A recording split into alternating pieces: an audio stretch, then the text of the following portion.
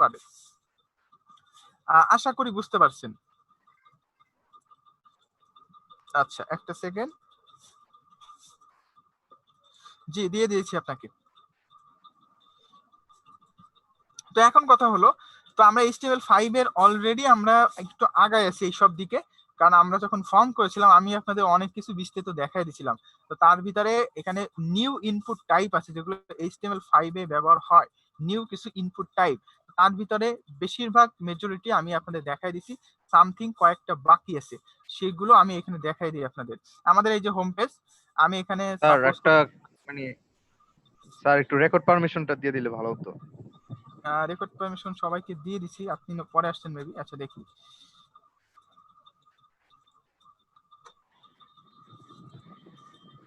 আপনাকে দিতে পারতেছি না, আপনি ভিডিওটা অন না করলে আমি দিতে পারতেছি না। আমার এখানে দুইটা আসে, আপনি যেটা বললেন সেটা আমি এখন ইনস্ট্যান্ট করে দেখাই। আমরা টপিকসটা যেহেতু উঠছে সেটা আমি বলে দিই। ফুল সাইজ কন্টেইনার, এবার তারপরে আরেকটা কন্টেইনার। এখানে কন্টেইনারে কোনো মার্জিন নাই, এখানে মার্জিন আছে 0 অটো। তো মার্জিন যদি বাদ দিয়ে দিই তাহলে আর কোনো সমস্যা থাকলো না, আমি আপনাদের দেখানোর জন্য করতেছি, বেসিক্যালি করব না। এবার কন্টেইনার লেফটের মার্জিন টপ আছে, তো আমি এটাকে 0 করে দিলাম। 0 করে দেওয়ার উদ্দেশ্য হলো উপরের সাথে মিলে যায়, 0 পিক্সেল। দেখেন উপরে মিলে গেছে, একটা হয়ে গেল। আচ্ছা, কন্টেইনারে 0 অটো দিলে তাহলে সমস্যা নেই, এই যে দিলাম, একটা মিললো। এবার বাম সাইডেরটা, এটাকে ইনস্পেক্ট এলিমেন্ট দিলাম, এটাও ফ্লয়েড লেফট হবে, এটার মার্জিন দিয়ে দিলাম 0 পিক্সেল। দেখেন এটা কিন্তু উপরের পাশাপাশি এবং উপরেই মিলে গেছে। আপনি কি এরকম চাচ্ছেন? হ্যালো, হ্যাঁ শুনতে পাচ্ছেন? হ্যাঁ শুনতে পাচ্ছি। তা আপনি এই যেরকম চাইছেন সেরকম কি হয়েছে এটা? হ্যাঁ হ্যাঁ এরকমই আমি চাচ্ছি, কিন্তু আমার এটা হচ্ছে না। আমি কি আমার স্ক্রিনটা 1 মিনিট লাগবে শেয়ার দিব? আচ্ছা, আমি তাহলে শেষের দিকে, ক্লাসের শেষের দিকে এটা বুঝাই নিন, ঠিক আপনি আছে? একটু আমাকে একটু এটা সমাধান করে দেন প্লিজ। আচ্ছা ঠিক আছে, ঠিক আপনি আছে আগে একটু ফ্লয়েড, একটা লেফট একটা রাইট না, দুটোটা ফ্লয়েড লেফট দিয়ে দেখেন, ঠিক আছে? ও আচ্ছা আচ্ছা ঠিক আছে।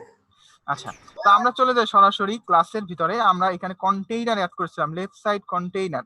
আমি কন্টেইনার ইন্ডেক্স ফাইলটাকে একটু ওপেন করি, 205 ইন্ডেক্স ফাইল।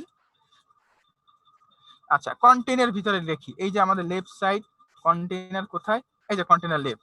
তো আমরা বেশিরভাগ মেজরিটি ইনপুট টাইপ শিখে ফেলছি।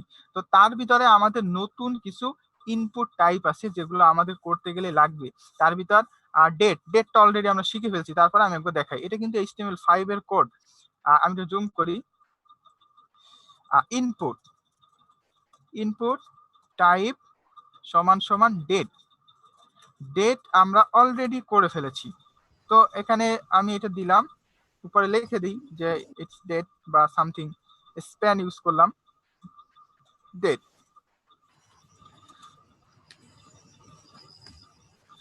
সেভ করি, এটাকে রিলোড করি। দেখেন ইনপুট টাইপ ডেট, এটা আমরা আগে অনেকে ফর্মে করেছি, বাট আমরা চাইলে এখন ইউজ করতে পারি ইনপুট টাইপ ডেট। এটাকে বলা হয় ডেট পিকার। আপনি নির্দিষ্ট কোনো ডেট পিক করতে পারবেন, যে এত তারিখ অত সাল, আপনি এটা পিক করতে পারবেন। কোনো রেজিস্ট্রেশন ফর্মে যদি এরকম চান তাহলে আপনি ডেট পিকারটা ইউজ করতে পারেন। এটা আমরা আগেও দেখেছি, তারপর কারো সমস্যা হলে দেখে নেন। ইনপুট টাইপ, এটাকে বলা হয় ডেট। আরো একটা নতুন ইনপুট টাইপ আছে HTML5 এ, সেটার নাম হলো টাইম। ইনপুট টাইপ টাইম, যেটা আমরা করি নাই, টাইম। আপনি কখন ক্লাসে জয়েন করতে চান, রেজিস্ট্রেশন করতেছেন, ইউজারের কাছ থেকে এই ইনফরমেশনটা নিতে চান, তো আপনি এখানে দিলেন ইনপুট টাইপ টাইম। তো এখন যদি আমি এটাকে রিলোড করি, আচ্ছা এক সেকেন্ড, সেভ করেছি। এটাকে যদি রিলোড করি তাহলে পাবো ইনপুট টাইপ টাইম। এটা হচ্ছে টাইম পিকার। এখানে টাইম বসাই দেন 12 সামথিং 45, তারপরে AM অথবা PM। এটাকে বলা হয় ডেট পিকার, একটা টাইম পিকার। একটা হলো ডেট পিকার, একটা হলো টাইম পিকার। তো আমরা চাইলে ডেট পিকার বা টাইম পিকার ইউজ করতে পারি। আচ্ছা, মাউথ স্পিকার যাদের অন আছে এখনো অফ করে নেন, মাউথ স্পিকার সবাই একটু অফ করে নেন। ম্যাডাম, তৃষা ম্যাডাম, আচ্ছা ঠিক আছে। আচ্ছা, আমি এখানটা ব্রেক ইউজ করি যেহেতু পরপর লাইনে শো করতে চাই, ব্রেক।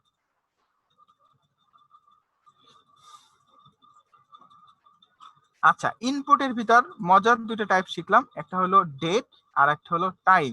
তারপর ইনপুট টাইপ নতুন HTML5 এ আরো একটা মজার ইনপুট টাইপ আছে যেটার নাম হলো কালার। ইনপুট টাইপ কালার, আমি সরাসরি ইউজারের কাছ থেকে একটা কালার পিক করতে চাই, তাহলে ইউজ করতে পারবো ইনপুট টাইপ কালার।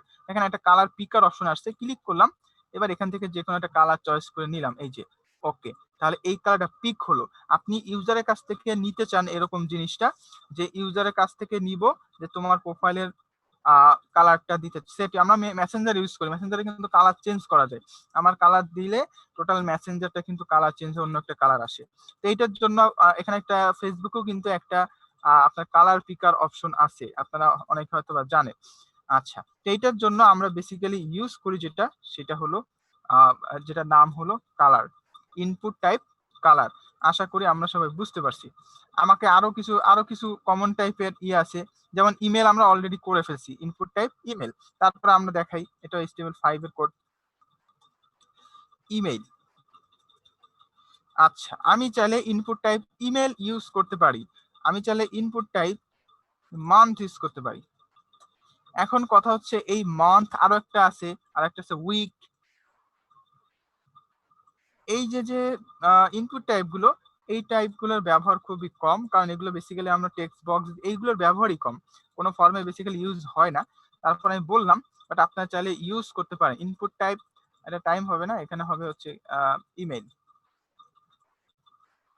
দেখেন তো কি কি ইনপুট টাইপ হতে পারে, input type date, time, email, time লিখলাম কেন, এখানে হবে কালার। আচ্ছা, তারপরে মান্থ, তারপরে উইক। তারপরে আপনি যদি চান আরো কিছু ইউজ করতে পারেন ইনপুট টাইপ, যেমন input type URL, input type URL, এটাও একটা ইনপুট টাইপ, এটাও একটা ইনপুট টাইপ। দেখেন ওয়ান কাইন্ড অফ টেক্সট বক্সের মতোই মনে হচ্ছে। দেখেন আমার সাইডটা কিন্তু উল্টোপাল্টা হয়েছে, দেখছেন? এই সমস্যাটা কি সমাধান আমি করে দেবো লাস্টে, আপনাদের করে দেবেন কেন এটা উল্টোপাল্টা হলো, আমি ফিক্স করে দিব। আচ্ছা, input time email, month, week, URL, কয়েক পদের তো আমি দেখতে পাচ্ছি। এখন কথা হলো কোনটার কি ব্যবহার, এটা একটু আমাদের জানতে হবে, কোনটার কি ব্যবহার এবং কেন এগুলো ব্যবহার করা হয় সেটাও একটু জানা জরুরি। আচ্ছা, বেসিক্যালি আমি একটু বলি। দেখেন আমি কিন্তু এখন ইউজ করতেছি ফায়ারফক্স ইউজ করতেছি। তো গুগল ক্রোম আর ফায়ারফক্সের ভিতরে কিছু পার্থক্য আছে। সেই পার্থক্যটা হলো, আপনি ফায়ারফক্স ইউজ করলে ইনপুটের ইরর গুলো আপনি সরাসরি দেখতে পারবেন, আর গুগল ক্রোমে সাবমিট করার পরে দেখা যায়, আগে বেসিক্যালি অনেক সময় দেখা যায় না। এখানে ইমেল আমি লিখলাম, এইটা কি কোনো ইমেল হয়েছে? এটা কোনো ইমেল হয় নাই। তো আমি দেখেন লাল কালি দিয়ে আমাকে দেখায় দিচ্ছে that's not a proper email, এটা একটা ইমেল না। আমাকে সে ওয়ার্নিং দিচ্ছে এটা ইমেল না। তো এইখানে যদি আমি ইনপুট টাইপ ইমেল ইউজ না করে টেক্সটের মাধ্যমে ইমেল নিতাম, তাহলে কিন্তু আমি এটা ডিফাইন করতে পারতাম না, এটা একটা ভুল, এটা ডিফাইন করতে পারতাম না। আমি ইনপুট টাইপ যখন ইমেল নিলাম, এখন আমাকে অবশ্যই একটা প্রপার ইমেল দিতে হবে। ইমেলের একটা প্যাটার্ন আছে, একটা নাম হয়, তারপরে একটা @ হয়, তারপরে একটা ডোমেইন নেম হয়, তারপরে ডটের পরে সামথিং হতেও পারে, নাও হতে পারে। এইটুকু একটা মেইল হওয়া পসিবল। আচ্ছা, @gmail.com, দেখেন এইবার কিন্তু আর লাল দাগটা নাই, তার মানে প্রপার একটা ইমেল পিক করার জন্য আমরা এটা ব্যবহার করতেছি। এই জায়গায় মন্থের ব্যাপারটা ওরকম নাই, কারণ এটা সরাসরি টেক্সট বক্সের মতোই। উইকটাও কোনো কিছু নাই, এটা সরাসরি টেক্সট বক্সের মতোই। বাট ইউআরএল আমি লিখলাম, এটা কি কোনো ইউআরএল হয়েছে? এটা কোনো ইউআরএল হয় নাই। আপনি আপনার ইউজারকে রেজিস্ট্রেশন ফর্মে বললেন যে right your Facebook URL link, আপনার ফেসবুকের ইউআরএলটা এখানে দেন। এরকম যদি কিছু চাই, তখন আমরা ইউজ করতে পারি ইনপুট টাইপ ইউআরএল। আচ্ছা, সাব্বিরা, জি দিয়ে দিয়েছি। আচ্ছা, তো এখন ইনপুট টাইপও দেখেন, এটা কিন্তু প্রপার একটা ইউআরএল না, ইউআরএল এরও একটা প্যাটার্ন আছে, সেই প্যাটার্ন যদি না দেই তাহলে ইউআরএল হবে না। এটা কিন্তু কোনো ইউআরএল হয় নাই। ইউআরএল হতে গেলে 100% HTTP হতে হবে, কমা দিয়ে স্ল্যাশ দিয়ে তারপরে লিংক হতে হবে। দেখেন এবার কিন্তু আর রেড কালারটা নাই। তো প্রপার একটা ইমেল যদি আমি ইউআরএল যদি ইউজারের কাছ থেকে নিতে চাই, তাহলে ইনপুট টাইপ ইউআরএল দিব। চাইলে টেক্সট দিতে পারি, বা টেক্সটের দ্বারা আমি প্রপার একটা ইউআরএল নাও নিতে পারি। বাট ইউআরএল দিলে এখানে একটা ফিল্টার হয়ে যাচ্ছে যে আসল মেইল, আসল ইউআরএল কিনা, এটা আসল ইমেল কিনা, আসল ডেট টাইম কিনা, এইটা আপনি করে দিতে পারবেন। আশা করি আমরা বুঝতে পারছি। তারপরে ইনপুট টাইপ নাম্বার অলরেডি আমরা করে ফেলছি, ইনপুট টাইপ নাম্বারটা তারপর দেখাই। ইনপুট টাইপ নাম্বার,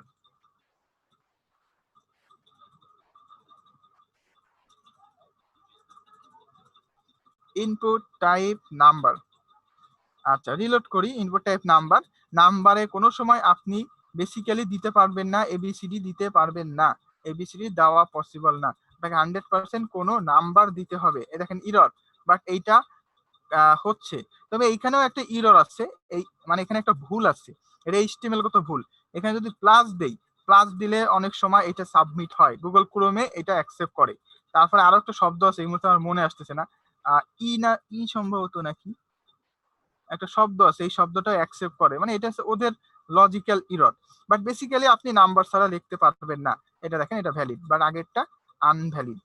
আশা করি বুঝতে পারছেন। তা আমরা ইনপুট টাইপ নাম্বারও আমরা রেজিস্ট্রেশন ফর্মে অলরেডি করেছি, সেখানে আমরা এটার ব্যবহার দেখেছি আগেও। আচ্ছা, তারপরে আছে input type search.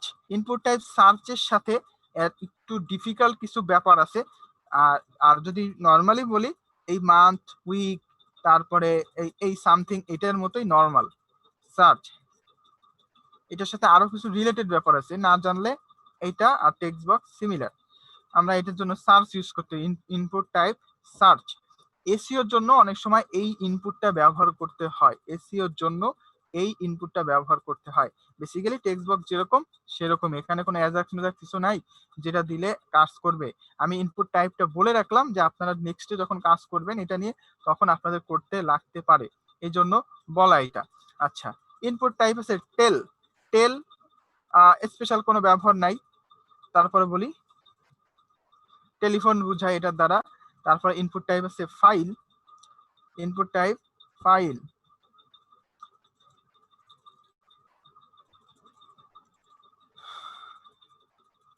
Input type file, আমি যদি কোনো ফাইল অ্যাটাচ করতে চাই তাহলে ইউজ করি ইনপুট টাইপ ফাইল। আশা করি আমরা এই যা বললাম তা এগুলো আমরা ক্লিয়ার হয়েছি। এখানে নতুন কোনটা, ইউআরএলটা নতুন, তার মানে সবই নতুন এখানে বেসিক্যালি। তো ব্যবহারের দিক থেকে ইউআরএলটা একটু ব্যবহারযোগ্য। তারপরে ইনপুট টাইপ কালারটা, এটা খুবই গুরুত্বপূর্ণ। আপনি ইউজারের কাছ থেকে ইনফরমেশন নিতে চাইলে অনেক ওয়েবসাইট দেখবেন কালার পিকার অপশন থাকে, তো আপনাকে অবশ্যই সেখানে ইউজ করতে হবে ইনপুট টাইপ কালার। এখান থেকে যদিও কালারটা নাই, আমার এখানে শিডিউলে নাই, আরো এই জন্য দেখাইনি। বাট আমরা কিন্তু এই যে যেগুলো দেখলাম এই বাদেও ইনপুট টাইপ আছে, যেমন ফিল্ড সেট, লিজেন্ড, এগুলো একটু ডিফিকাল্ট। ফিল্ড সেটের দ্বারা একটু অন্যভাবে বিস্তারিত করতে হয়। এরকম আরো অনেক ধরনের ইনপুট টাইপ আছে যেগুলো সুপার অ্যাডভান্স হলে আপনি হয়তো বুঝতে পারবেন, বাট এখন বুঝবেন না। তো বেসিক্যালি আমাদের ওইগুলোর যে সবখানেই ব্যবহার আছে তা না, সব বড় বড় ওয়েবসাইটেই নর্মাল এই যে input type text, email, input type password, এগুলোর দ্বারাই লগ ইন কন্ট্যাক্ট ফর্মটা তৈরি করা হয়। আর বেশি টেক্সটের জন্য টেক্সট এরিয়া, এই ছাড়া তেমন একটা ব্যবহার হয় না। আচ্ছা, তো আমরা এইটুকু ব্যবহার করে যে রেজিস্ট্রেশন ফর্মটা করেছিলাম ওইখানে আর একটু নিজেকে আরো ডেভেলপ করে আরো কিছু অ্যাড করে দিলাম বা আরো কিছু করলাম, তাহলে আমরা একটা প্রপার রেজিস্ট্রেশন ফর্ম তৈরি করতে পারবো। আশা করি আমরা সবাই ক্লিয়ার হয়েছি। ইনপুট টাইপ নিয়ে কারোর কি কোনো কোয়েশ্চেন আছে বলেন? ইনপুট টাইপ নিয়ে কারোর কোনো কোয়েশ্চেন? টেলের ব্যাপারটা একটু বলেন। টেল টেল দ্বারা টেলিফোন নাম্বার বোঝায়, কোনো টেলিফোন নাম্বার, এটা দিলে আবার প্যাটার্ন দিতে হবে, একটা প্যাটার্ন দিয়ে তারপরে এটা অ্যাড করতে হবে। তো প্যাটার্ন করতে গেলে আবার রেজ এক্সপি শিখতে হবে, ওইটা ডিফিকাল্ট, আমারও মাথায় ঢুকতে অনেক সময় প্রবলেম হয়ে যায়। এই জন্য আমরা প্যাটার্ন এখন দরকার নেই, বুঝছেন? প্যাটার্ন, একটা প্যাটার্ন বলে দিতে হয় যে এই প্যাটার্ন হবে, যেমন +880 এরকম টাইপের একটা প্যাটার্ন বলে দিতে হয়। আর এই বলার জন্য অন্য আর একটা কোড আছে, সেটা একটু শিখতে হবে, ঠিক আছে? সার্চের ব্যাপারটা কি? সার্চের সাথে এইটা বেসিক্যালি টেক্সটের সাথে তেমন পার্থক্য নাই, কিন্তু এসইওতে পার্থক্য আছে। মনে করেন আমি কোনো একটা সার্চ বসাইলাম, তো আমরা হয়তো বা জানি না প্রত্যেকটা ওয়েবসাইট। আমি সাপোজ একটা সিম্পল একটা কথা বলি, আপনি বিক্রয়.com এর মোবাইলের একটা বিজ্ঞাপন দেখেছেন, সেই বিজ্ঞাপনের লিঙ্কটা আপনি ফেসবুকে পেস্ট করলেন, জাস্ট অনলি পেস্ট করলেন। তো আপনি খেয়াল করে দেখবেন আপনি লিঙ্ক পেস্ট করার সাথে সাথে অটোমেটিক একটা মোবাইলের ওই পোস্টের ছবি, ওই পোস্টের টাইটেল, ওই পেজের ডিসক্রিপশন চলে আসে কিনা? এইটা আসার জন্য ব্যবহার করা হয় মেটা ট্যাগ। তো যখন কোনো গুগল বলেন, ফেসবুক বলেন, এইসব সাইডে কোনো লিঙ্ক পেস্ট করা হয়, তখন সে ওই ওয়েবসাইটটাকে ক্রলিং করে যে এইখানে কোন কোড আছে। আমরা যখন একটা সাইটের এসইও করতে যাব, আমরা ওয়েবসাইটটাকে গুগল অ্যানালিটিক্সে যখন দিব, তখন সে প্রত্যেকটা পেজের প্রত্যেকটা কোড চেক করে যে এখানে কোথায় কোথায় কি আছে। তো তখন এই যে আমরা পরে আসতেছি এই ব্যাপারটা, এই যে হেডার আর্টিকেল এগুলোর সাথে রিলেটেড, আমি পরে বলতেছি এগুলো। তো তার সাথে রিলেটেড হলো সার্চ। গুগল চিনবে যে এটা হচ্ছে একটা সার্চ বক্স। যদি টেক্সট বক্স থাকে তাহলে সেটাকে টেক্সট হিসেবে ধরবে, বাট সার্চের কোনো কিওয়ার্ড যদি থাকে তাহলে আমরা ইউজ করতে পারি এই সার্চের ব্যাপারটা। আশা করি বুঝতে পারছেন। আরো কিছু ব্যাপার আছে, আমি ধাপে ধাপে আপনার সাথে শেয়ার করি। আর একটু ব্যাপার আছে, সেগুলো আমি দেখাচ্ছি আপনাদের। আচ্ছা, আর কোনো কোয়েশ্চেন? ভাইয়া টেল যেটা বলতেছেন ওটা কি ওই যে আমরা অনেক সময় দেখা যায় কোনো একটা ফর্ম যখন সাবমিশন দিই ওখানে ওই যে প্লাস ডবল এ থাকে, প্লাস 9 থাকে, প্লাস 7 থাকে, এটা কি টেল বোঝাচ্ছেন এখানে এরপরে নাম্বারটা? না না, আপনি যদি এইটা বলেন তাহলে অন্য একটা সিস্টেম আছে, সেটা হলো দুইটা ভাবে হতে পারে। একটা হলো প্লেস হোল্ডার, একটা হলো প্লেস হোল্ডার। সেটা আমি এখনই দেখাচ্ছি আপনাদের যে আসলে এটা কেন। আচ্ছা, আপনি বললেন যেটা, সেটা এখন আমি এটা ক্লিক দেখাই, তাহলে ক্লিয়ার হয়ে যাবেন। দেখেন, আমি ইনপুট টাইপ দিলাম কোথায়, ইউআরএল, বা আমি এখানে আরো একটা নতুন একটা নেই, নতুন একটা ইনপুট টাইপ নেই। প্লেস হোল্ডারটা বলতে যেটা এই যে আমরা নাম থেকে শুরু করে মানে এই হোয়াট ইজ ইউর নেম বা হয়তো যে নামটা দেখাচ্ছে ইউর নেম বা পাসওয়ার্ড, ওটাই তো প্লেস হোল্ডার বলতে। আচ্ছা দেখেন, আমি ইউজার নেম নামে একটা নিলাম। 88 সামনে অনেক সময় টেক্সটের আগে এখানে লেখা থাকে 880 বা সামথিং লেখা থাকে। তো দুইটা মেথডে হতে পারে। একটা মেথড হচ্ছে প্লেস হোল্ডার। প্লেস হোল্ডার কি আগে বুঝে নেই। প্লেস হোল্ডার হলো আপনাকে সহযোগী কিছু লেখা অ্যাড করতে পারবেন, সহযোগী কোনো লেখা। এইখানে এইখানে কি ইনপুট করব আমি?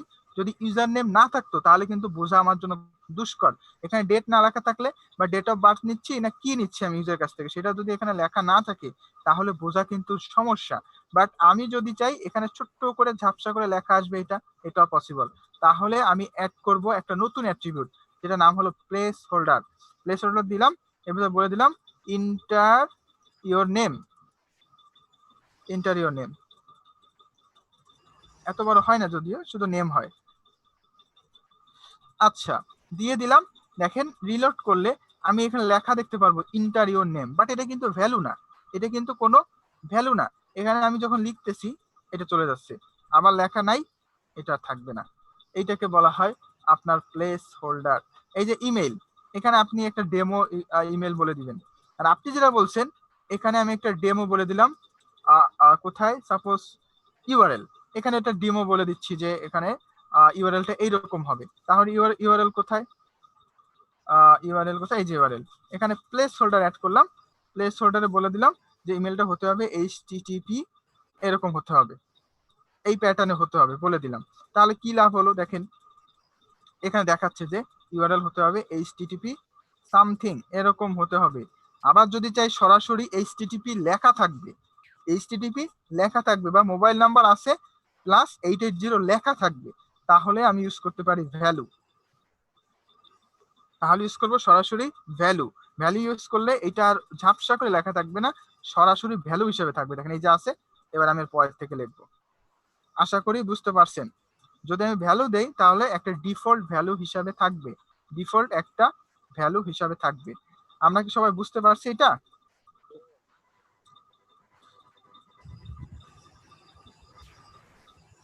হ্যালো, আচ্ছা আচ্ছা, ঠিক আছে, তাহলে আমরা একটু সামনে যাই। এরপরে আমাদের আর একটু ডিফিকাল্ট কিছু ব্যাপার আছে।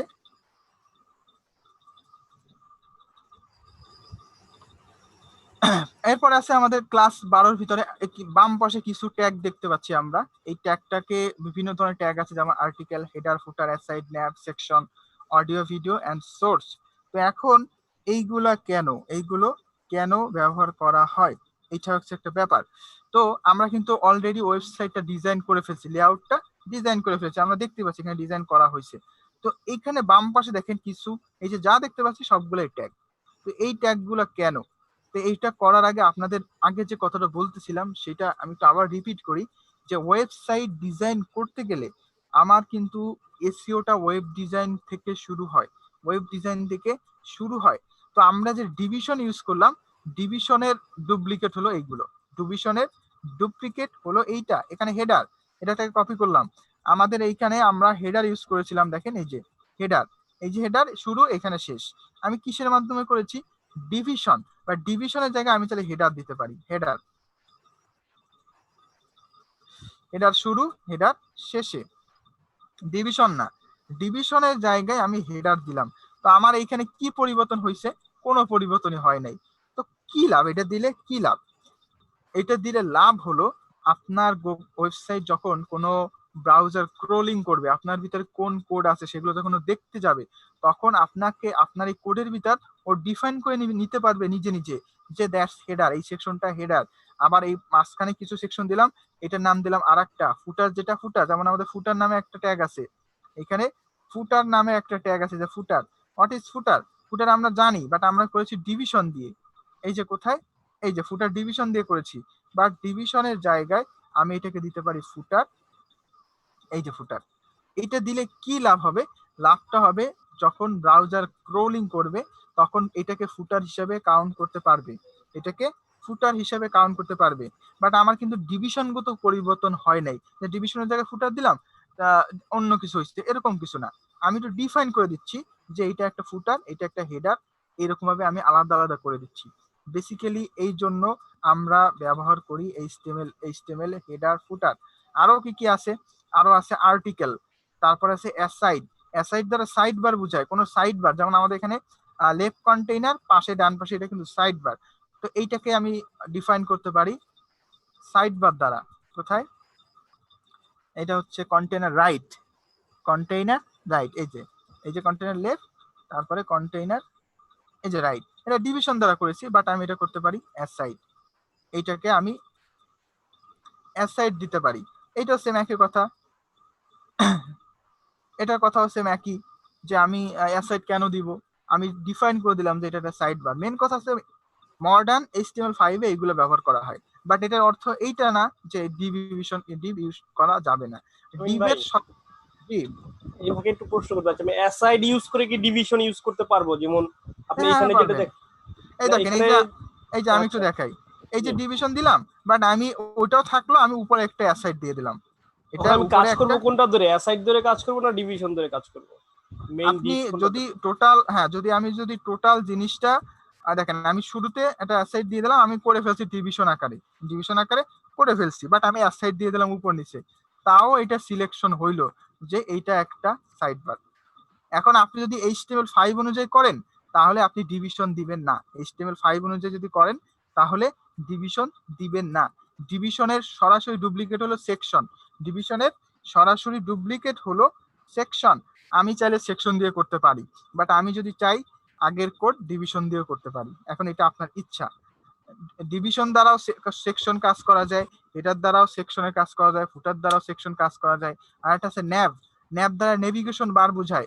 আমাদের এখানে এই যে একটা নেভিগেশন বার, বা আমরা করি যে নিচে একটা ড্রপ ডাউন মেনু আসে, এইগুলোর জন্য আমরা নেভিগেশন বার ইউজ করি, অন কাইন্ড অফ ডিভিশনই। ডিভিশনের যে কাজ এইটারও সেম কাজ, বাট ওয়েবসাইটটাকে পার্ট পার্ট এই অংশগুলো ডিফাইন করার জন্য হেডার ব্যবহার করা হয়। আমরা কি বুঝতে পারছি সবাই? তার কোনো কোশ্চেন? নেভিগেশনের কাজটা একটু দেখায় দিলে ভালো হতো। কিসের কাজ? নেভিগেশন? জি জি। আচ্ছা, নেভিগেশন বলতে আসলে উপরের কোনো মেনু বারকে বোঝায়। সাইড বার হতে পারে, বা হেডারের নেভিগেশন বার হতে পারে, যে কোনো নেভিগেশন বার হতে পারে। আমি W3, আমরা অনেকে নাম শুনছি, W থেকে একটা নেভিগেশন বার আমি ডাউনলোড করে দেখাই আপনাদের। আমরা W3 থেকে আমরা চাইলে কোড কপি করে ইউজ করব। আমরা কিন্তু রিসার্চ করব W3 থেকে, এরকম কোড স্ট্যাক ওভারফ্লো আছে, কোড স্ক্রিপ্ট আছে, সিস্ট্রিক্স আছে, এইরকম আরো বহুত সাইট আছে, যেসব আমার প্রিয় সাইট, বা যারা ওয়েব ডিজাইন করে, ডেভেলপমেন্ট করে, তাদের জন্য এরকম সাইট আছে, তারা এখান থেকে চয়েস করে নিতে পারে। দেখেন নেভিগেশন বার, এই যে এটাকে বলে নেভিগেশন বার, এই যে। তা আমাদের এইরকমই সেম জিনিস একটা আছে অলরেডি, এটা একটা নেভিগেশন বার। আমরা হেডারের ভিতরেই সরাসরি নেভিগেশন বার দিয়েছি, বাট হেডারে কিন্তু আরো অনেক অংশ থাকে, যেমন digitalit.com, এই যে। আর এটা আমাদের অফিসিয়াল ওয়েবসাইট, এই অফিসিয়াল ওয়েবসাইট এই উপর থেকে এই পর্যন্ত টোটালটাই কিন্তু হেডার, টোটালটাই হেডার, বাট নেভিগেশন বার কতটুকু, এইটা হচ্ছে নেভিগেশন বার, এটা একটা নেভিগেশন বার। উপরে যদি এইটাকে বলি, এটাকে বলা হয় টপ নোটিফিকেশন বার, তাহলে এইটাকে বলা যায় আপনার নেভিগেশন বার।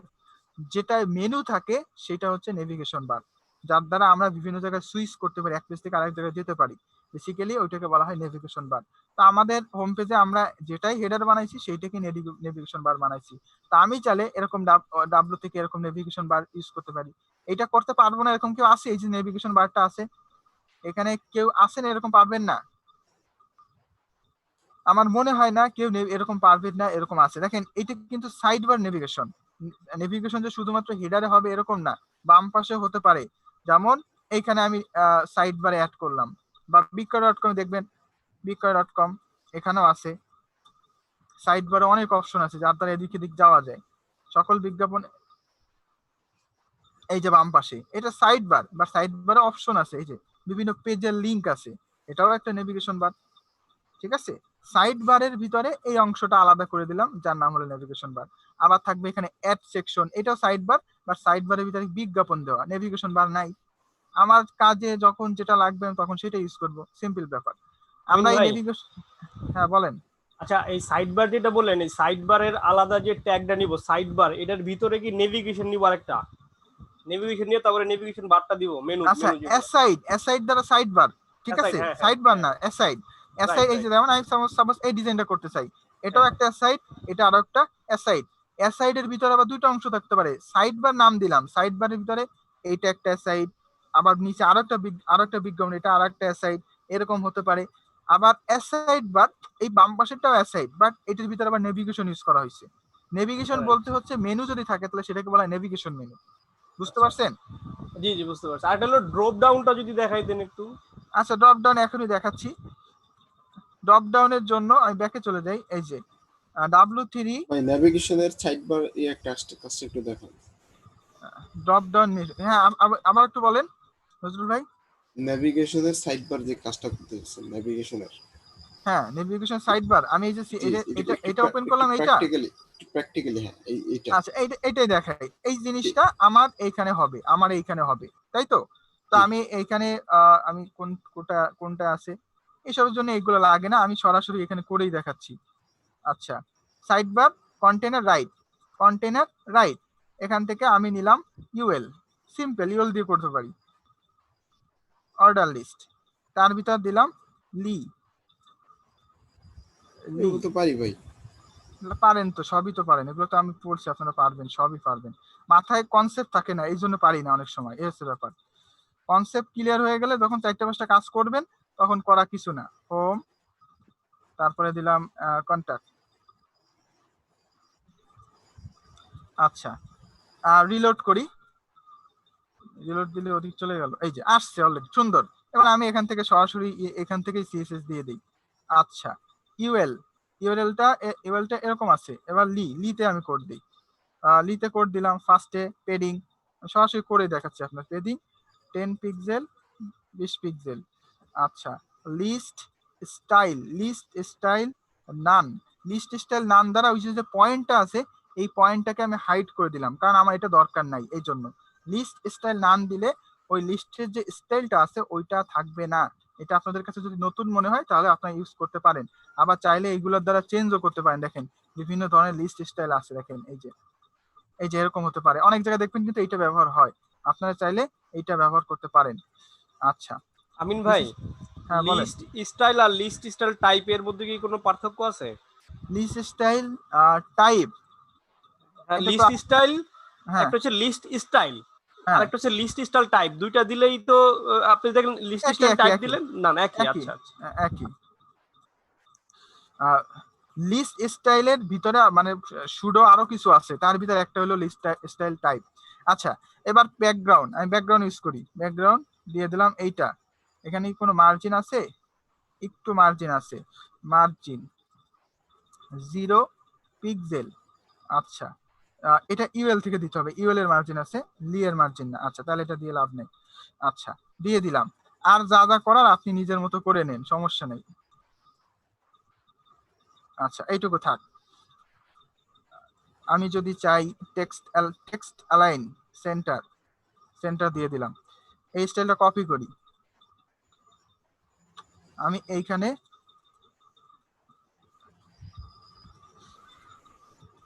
স্টাইল লিখতেছি, দেখেন সরাসরি।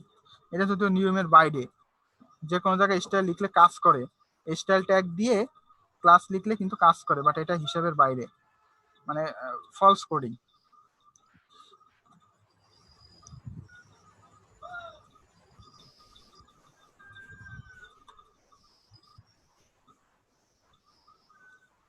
আচ্ছা দিলাম, এইটুকু হয়ে গেল। এইবার আমি এখানে আর একটা ডুপ্লিকেট ইউজ করি, দিয়ে দিলাম হোভার। হোভার তো আমরা অলরেডি জানি, হোভার পারি না এরকম কেউ আসি? ব্যাকগ্রাউন্ড, সেম ব্যাকগ্রাউন্ড, এই সি অনের জায়গায় দিয়ে দিলাম 90, হালকা একটু পরিবর্তন করে দিলাম, ব্যাস। রিলোড করি, দেখেন হোভার, এই যে হোভার, এটা হচ্ছে একটা মেনু। কি মেনু এটা? এটা একটা navigation bar, but side bar navigation বার, ঠিক আছে? তা আপনারা চাইলে এইগুলো করা কোনো বিষয় না, আপনারা চাইলে নিজেরাই করে নিতে পারেন, এগুলো কোনো বিষয় না, আপনার চেষ্টা করবেন। এই যা যা আছে এইটা যদি কোনটা ছিল, এই যে এটা করা একদমই সিম্পল ব্যাপার, একদম সিম্পল ব্যাপার। আর কোনো কোয়েশ্চেন এইখানে নেভিগেশন বারে এইটুকু নিয়ে কোনো কোয়েশ্চেন কি আছে আপনাদের কারোর?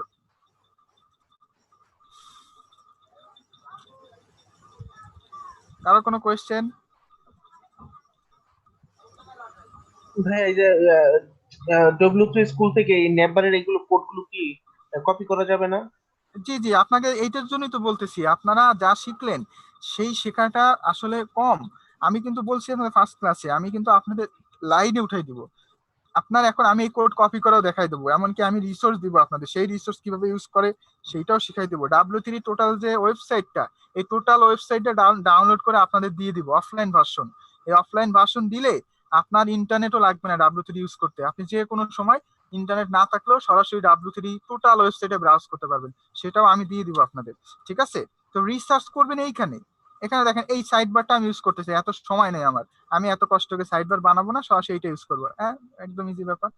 দেখেন ভার্টিক্যাল ন্যাববার, হরিজন্টাল ন্যাববার। তো এইটা কি? এটা হচ্ছে আমার ভার্টিক্যাল আমি ন্যাববারটা ইউজ করতে চাই, এই দেখেন এই যে আসছে। কি ইউজ করতে হবে?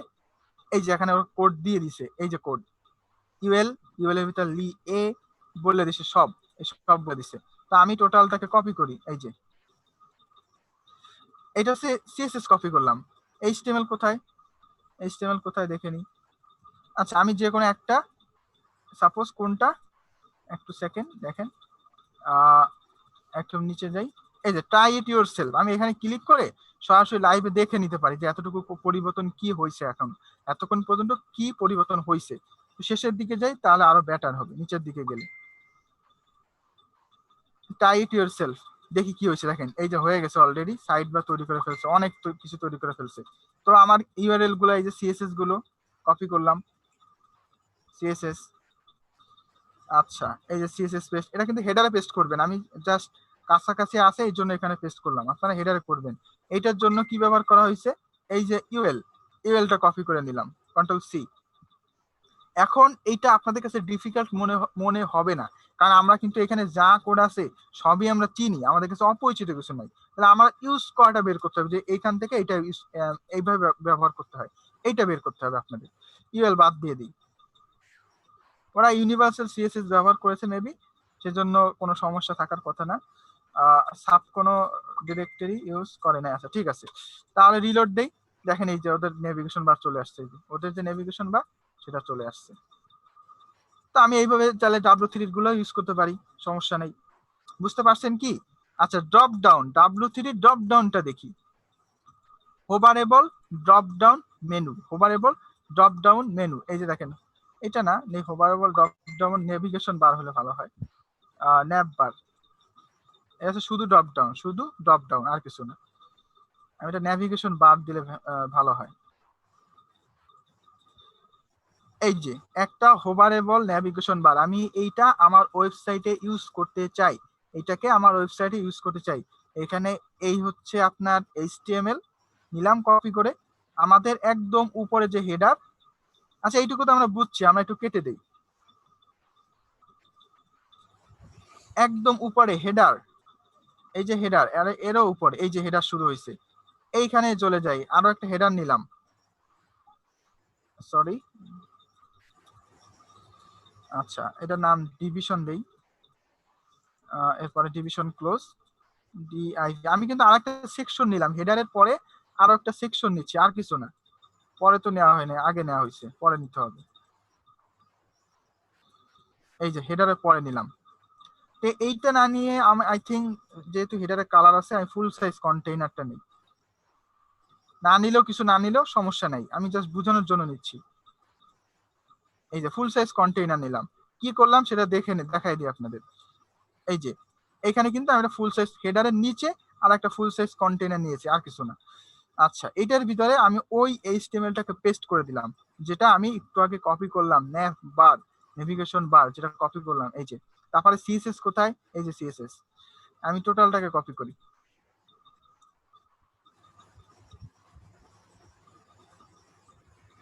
এই যে কপি। আপনি জাস্ট কপি পেস্ট করে এই W3 থেকে একটা ওয়েবসাইট, টোটাল ওয়েবসাইট তৈরি করতে পারবেন 1 ঘন্টার ভিতরে, total website, log in, register, contact সব সহ, কারণ সব আছে এখানে। আচ্ছা আমি সিএসএসটাকে পেস্ট করি, হেডের ভিতরেই করি, হেডের ভিতরে স্টাইল,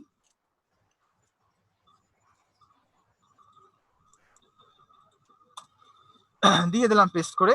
এবার আমার সাইটে আমি চলে যাই, জাস্ট রিলোড দেই, আমি নেভিগেশন বার পেয়ে গেছি, এই যে দেখেন ড্রপ ডাউন। আমরা এটা কি বুঝতে পারছি সবাই? আপনি যদি একটা ওয়েবসাইট করতে চান সেখানে একটা নেভিগেশন বার থাকবে, তাহলে আপনি সিম্পলি এটা ইউজ করে নেবেন। আমি এটা রাখবো না, আমার এই উপরে হেডারটা রাখবো না, ব্যাস কোনো প্রবলেম নাই। আমি এই যে ছিল হেডার, এটার ভিতর কন্টেইনার ছিল, তো আমি পরে এই যে ফুল সাইজ কন্টেইনার ভিতর এই নেভিগেশন বার এতটুকু আমি কপি করে নিয়ে আসছিলাম, এইটুকুকে আবার এখান থেকে কাট করি, কন্টেইনারটাকেই বাদ দিয়ে দিলাম যে আমার লাগবে না কন্টেইনার। এবার আমাদের হেডার ছিল, হেডারের ভিতর আমরা এই যে কন্টেইনার, এই কন্টেইনার দ্বারা হচ্ছে সেন্টারে আনছিলাম, তারপরে এটা লেফট ইউজ করছিলাম, এটা রাইট ইউজ করেছিলাম, সব বাদ দিয়ে আমি হেডারের ভিতরে আমার নতুন কোডটা পেস্ট করে দিই, ব্যাস, তাহলে আমি পেয়ে যাব আমার মেনুটা, এই যে আমার মেনুটা, এই যে দেখেন ড্রপ ডাউন। এখন কথা হচ্ছে হেডারের আবার ভিতরে মার্জিন ইউজ করা হয়েছিল, এই জন্য ফাঁকাটুকু আসছে, এইটুকু আপনি হাইড করে দেন, হয়ে গেল। ইন্সপেক্ট এলিমেন্ট করে দেখাচ্ছি, এই যে হেডার, পেডিং ছিল, পেডিং বাদ, দেখেন সুন্দর একটা ড্রপ ডাউন মেনু। আর কি কারো কোনো কোয়েশ্চেন আছে? ভাই একটু ভিতরের ইয়াগুলো বুঝাইলে ভালো, একটু বুঝি দেয়। ভিতরের বিষয়টা, জি আচ্ছা ভিতরের বিষয়টা একটু ধাপে ধাপে দেখাই। আচ্ছা ভিতরে কি আছে, এখন দুইটা কোয়েশ্চেন। প্রথম কোয়েশ্চেন হলো, এইগুলো তো পারবো আমরা, এই যে হোম, নিউজ, এইটা পারা পসিবল, কারণ এখানে সিম্পল ফ্লোয়েট লেফট একটা ডিভিশন, যেটা আমি সাইড বার একটু তৈরি করে দেখাইলাম, ছোট ছোট কিছু লিঙ্ক করা, সেটা ফ্লোয়েট লেফট দিয়ে পাশাপাশি শো করা, যেমনটা এখানে উপরেও আছে, এগুলো ব্যাপার। এইটা হচ্ছে ব্যাপার, এইখানে ক্লিক করলে এইখানে ড্রপ ডাউন হচ্ছে, এইটা আসলে কি?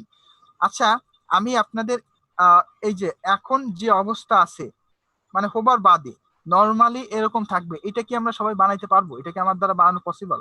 বলেন জি তো। ভাই, রেজিস্ট্রেশন ফর্মে বানাইছিলাম আমরা। হ্যাঁ রেজিস্ট্রেশন ফর্মে এই ড্রপ ডাউনটা বাদে বানানো পসিবল, তাই তো? জি জি।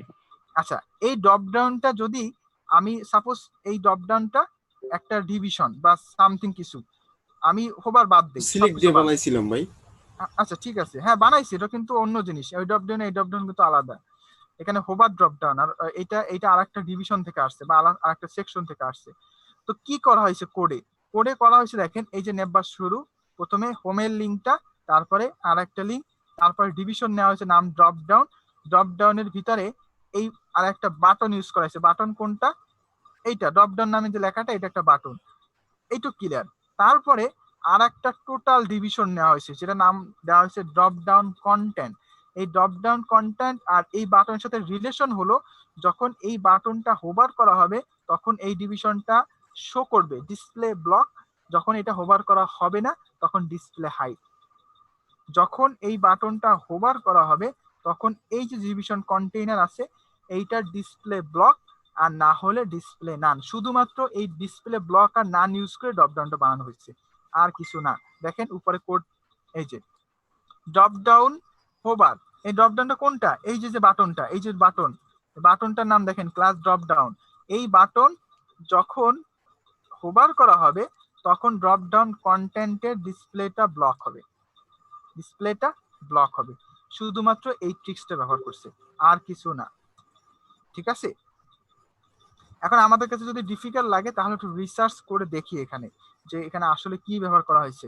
আমি যদি ডিসপ্লে হোভার, আমিন ভাই ডিসপ্লে ব্লক ইউজ না করে আমি যদি ফ্লোট লেফট ইউজ করি বা ফ্লোট ইউজ করি তাহলে কি হবে? না না না, ফ্লোটের সাথে ডিসপ্লে তো কোনো সম্পর্ক নাই। ফ্লোট হচ্ছে পাশাপাশি শো করার জন্য, ডানে বামে শো করার জন্য। আর এইটা আচ্ছা। কিন্তু আমি আসলে বলি, এই যে ড্রপ ডাউন ক্লিক করলে যে এটা আসতেছে, কিভাবে তৈরি করা হয়েছে? হোভার বাদে প্রথমে এটা ক্রিয়েট করা হয়েছে, তারপর এটা ক্রিয়েট করা হয়েছে, তারপর এটা ক্রিয়েট করা হয়েছে, তারপর এইটাও ক্রিয়েট করা হয়েছে, কিন্তু এইটাকে পরে ডিসপ্লে নান করে দেওয়া হয়েছে।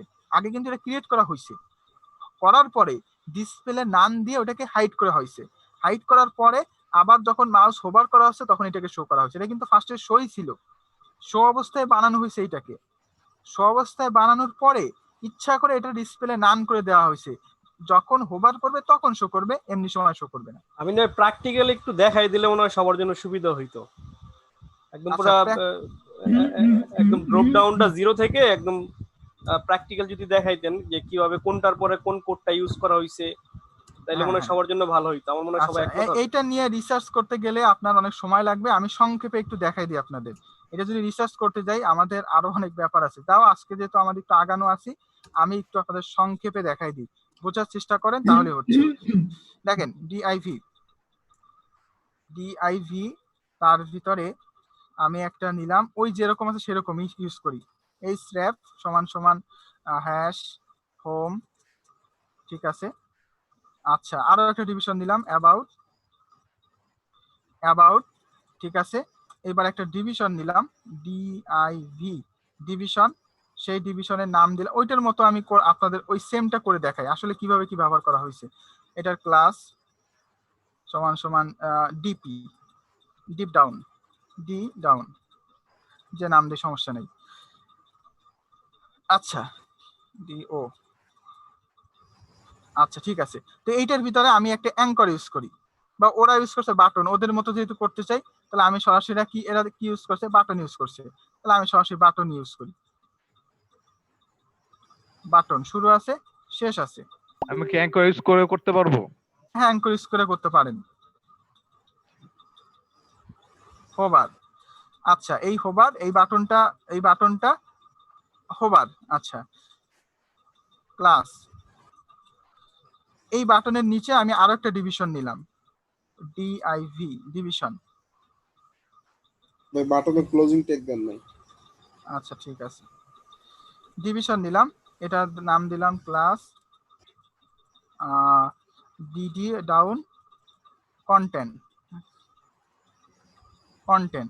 তো আমি এখানে কোনো সিএসএস অ্যাড করি না এখন পর্যন্ত, আমি সিএসএস কিছু অ্যাড করি সরাসরি।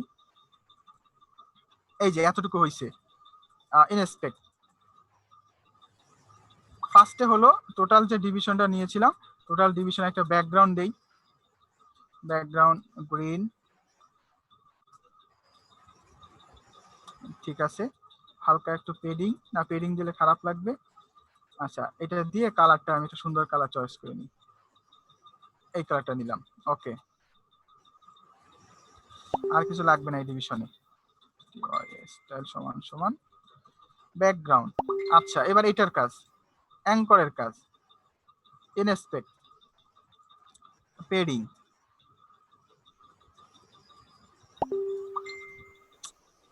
10 পিক্সেল, 10 পিক্সেল, আর একটু বাড়বে। আচ্ছা, ফ্লোট লেফট, আর একটু বাড়াই, এখানে কমবে, হলো। আর কিছু লিস্ট স্টাইল দিলাম, বা টেক্সট ডেকোরেশন যেহেতু এখানে গুরুত্বপূর্ণ না তাও দিয়ে দেই। নান স্টাইল আমরা পরে করে নিতে পারবো আশা করি। আচ্ছা, এখানে সরাসরি আমি ক্লাস ক্রিয়েট করে নিচ্ছি, বাইরের উপরে আর গেলাম না।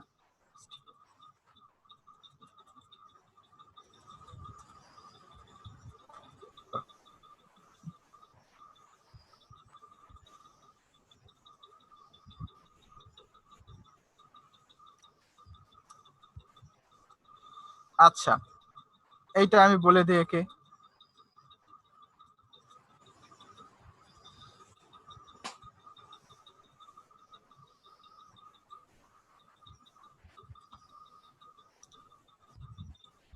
এইটুক পর্যন্ত ঠিক আছে, এটাকে ওভারফ্লো দিয়ে দেই।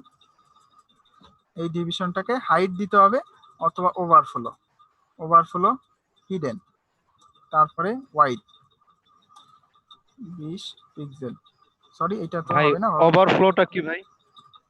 ওভারফ্লোটা কি, এই দেখেন এই যে জি ভাই। ডিভিশনটা, এই যে গ্রে কালার ডিভিশন, ডিভিশনের ভিতরে কোনটা, এই অ্যাঙ্কর দুইটা, তাই তো। তো ডিভিশনের দেখেন, ডিভিশনের যে সাইজ তার থেকে অ্যাঙ্করের সাইজ বেশি, তো অ্যাঙ্করটা বাইরে চলে গেছে না, বুঝতে পারছেন? এই যে বাইরে চলে গেছে এইটাকে বলা হয় ওভারফ্লো।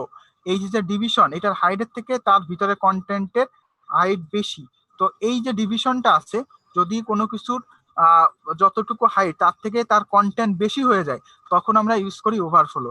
এই যে ওভারফ্লো ইউজ করলাম, এখানে দিয়ে দিলাম হিডেন। দেখেন হিডেন দেওয়ার সাথে সাথে ও যতটুকু অতিরিক্ত ছিল এটা কভার করে নিছে। তারপরে দিতে চাই পারি স্ক্রল, যে অতিরিক্ত যতটুকু আছে ততটুকু স্ক্রল করে কভার করে নিবে। তা আমরা হিডেন দিয়ে দিলাম, হিডেন, তাহলে ওইটা কভার করে নিল। এটা যদি না দেয়, দেখেন ও কিন্তু নির্দিষ্ট সাইজ নিয়ে বসে আছে, ঠিক আছে। ওভারফ্লো হিড, আচ্ছা ওভারফ্লো হিডেন। হাইটও বলে দিতে পারতাম, চাইলে হাইটটা মিলিয়ে দিতে পারতাম। ওভারফ্লো হিডেন দিচ্ছি মানে অটোমেটিক, যত বাড়বে ও তত বড় হবে, এই আর কি। আচ্ছা, এটা হোভার, হোভারের কোনো আমি কি বলে সিএসএস দেই নাই। এখন হোভারের ভিতরে আমি কি ইউজ করছিলাম, ডিভিশন কন্টেন্ট, এটার ভিতরে কিন্তু আবার কিছু ইউজ করি নাই। এটার ভিতরে আমি আবার কয়েকটা অ্যাঙ্কর ইউজ করি।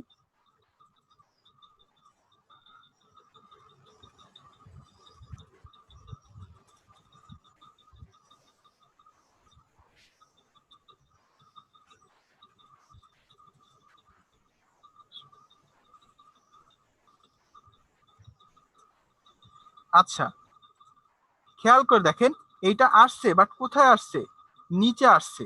বাট আমাদের এইখানে যদি এটা হোভার করি, এটার ইনস্পেক্ট দিয়ে দেখেন, ইনস্পেক্ট দিলে এটা বুঝতে পারবেন, এটা কিন্তু সেম জিনিস কিন্তু আমরাও করছি, বাট এইখানে এই জিনিসটা শো করছে।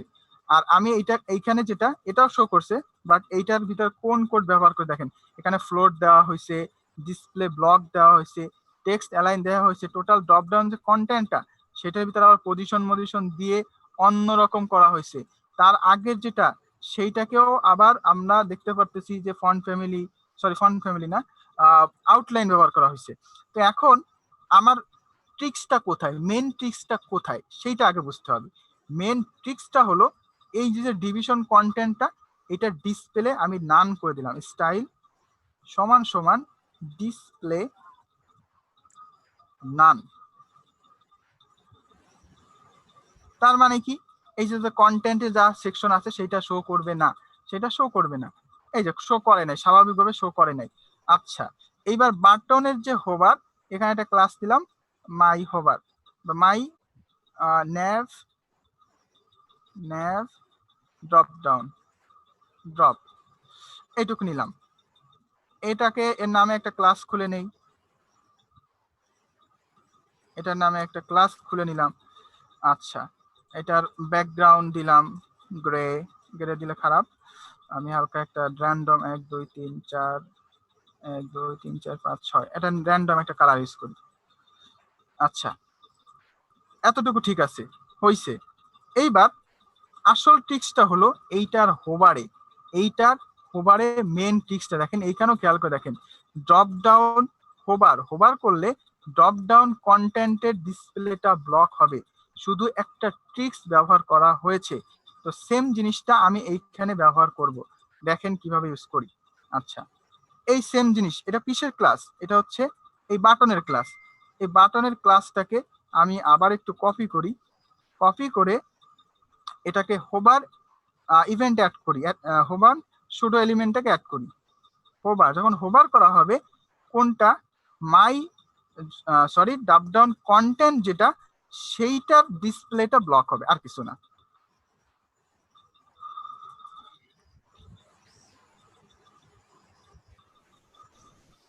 Display block. আচ্ছা, রিলোড করি, দেখেন এটা একটা অ্যাঙ্কর অ্যাড করে নেই, অথবা ক্লাস অ্যাড করে নেই। মাই ড্রপ ডাউন, এটার জন্য একটা ক্লাস অ্যাড করে নিই।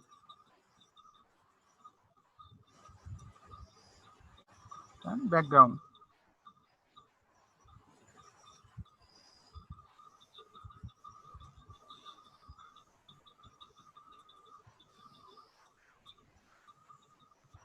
আচ্ছা ড্রপ ডাউন কন্টেন্ট, আর একটা হলো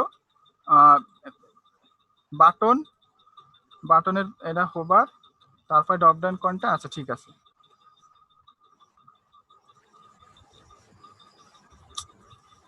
আচ্ছা আমি ইনস্পেক্ট দিয়ে দেখিনি কেন এটা আসতেছে না। কনসোল,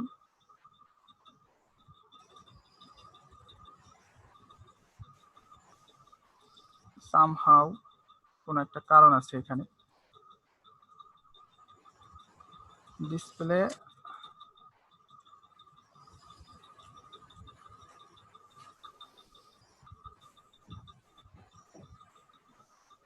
আচ্ছা পজিশনটা দিয়ে দেখি,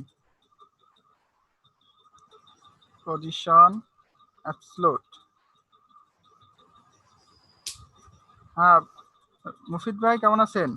কেবল জয়েন করলেন নাকি মুফিদ ভাই?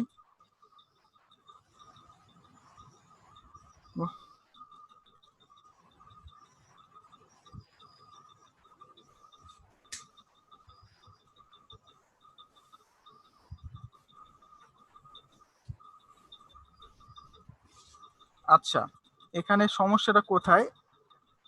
ডিসপ্লে, মাই নেভিগেশন বার, ঠিক আছে। ভাই আমি আছি, আব্বুর আইডি দিয়ে আছি আর কি। ও আচ্ছা ঠিক আছে, না আপনি ছিলেন না এতক্ষণ, এই জন্য বলতেছি। ছিলাম, এই যে সাতবিন রাবি দিয়েছিলাম, হ্যাঁ, একটু পরে আসছি, হ্যাঁ। ইলেকট্রিসিটি ছিল না। আচ্ছা আচ্ছা, কোনো একটা প্রবলেম ফিল হচ্ছে এখানে, কোন সমস্যাটা একটু দেখে নিন।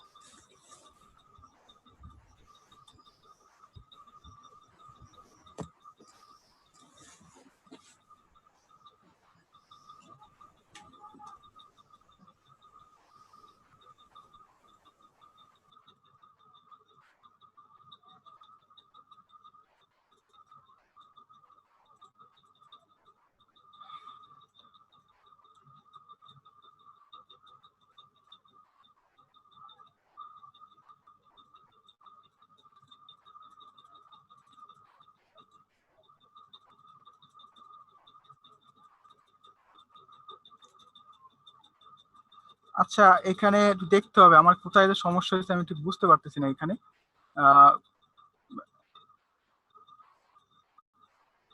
সমস্যাটা কোথায়? আচ্ছা আর একটা সমাধান হতে পারে, সেটা একটু দেখে নিই। কন্ট্রোল জেড, ডিসপ্লের নাম থাকলো, এটার আমি একটু এইখান থেকে drop down content Z index দিয়ে দেখি, অন।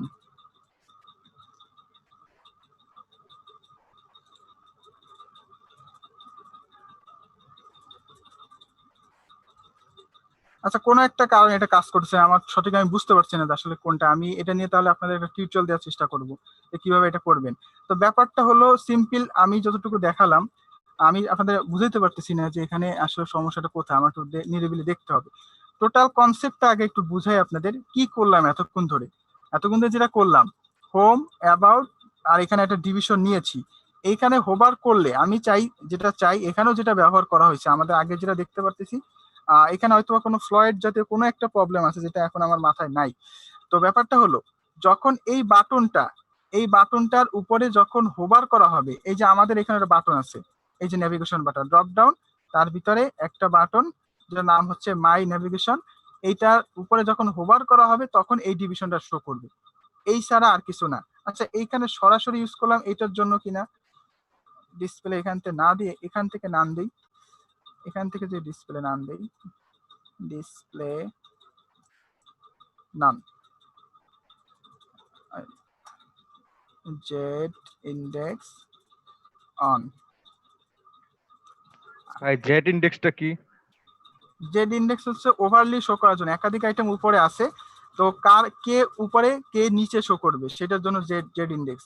মনে করেন এখানে একটা ডিভিশন আছে, এখন আমি একটা পপ আপ করাইলাম, পপ আপ তো কিসের উপরে, এই ডিভিশনের উপরে হবে।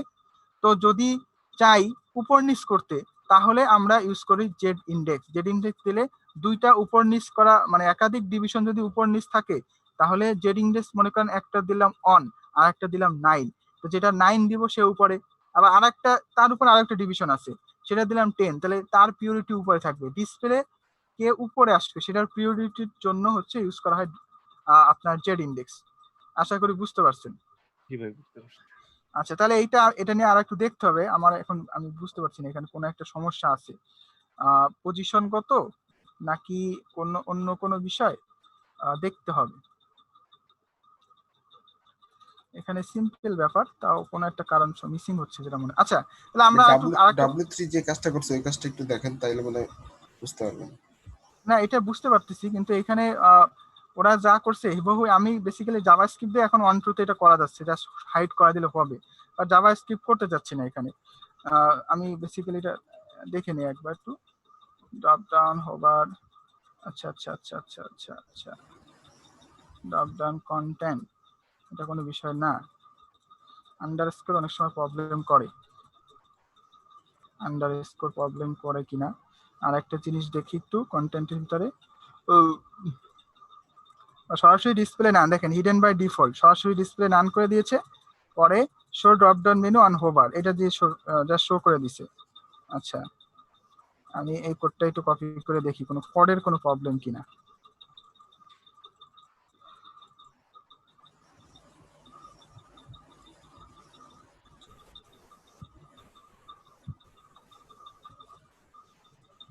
আমি এটা দেখতে পারতাম, টিউটোরিয়াল দিলে ভালো হবে। হ্যাঁ টিউটোরিয়াল দিয়ে দিতে হবে। আমি তো দেখতেছি এখানে কোনো একটা কারণ আছে যেটা হয়তো বা খুব সাধারণ একটা সমস্যা, আর আমি এখানে কনসোলও দেখতে পাচ্ছি না কোনো ইরর, যেহেতু এটা HTML CSS, কোনো ইররও দেখতে পাচ্ছি না যে কোনো প্রবলেম কোন কারণে আসতেছে কিনা। তবে ব্যাপার কনসেপ্ট হচ্ছে এরকম, এই যে এরকম থাকবে, থাকার পরে আপনি, আচ্ছা একটু এখানে একটু পেডিং দেই, 10 পিক্সেল, তারপরে এইটার আর কি ব্যাকগ্রাউন্ড, এটা কিসের দিচ্ছি, এটা তো এটা না, এটা হবে এইখানে, এইটার হবে,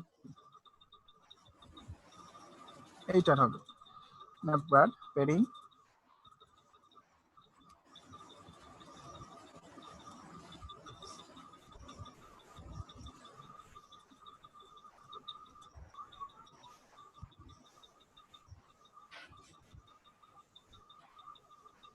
এটা না, এটা আচ্ছা,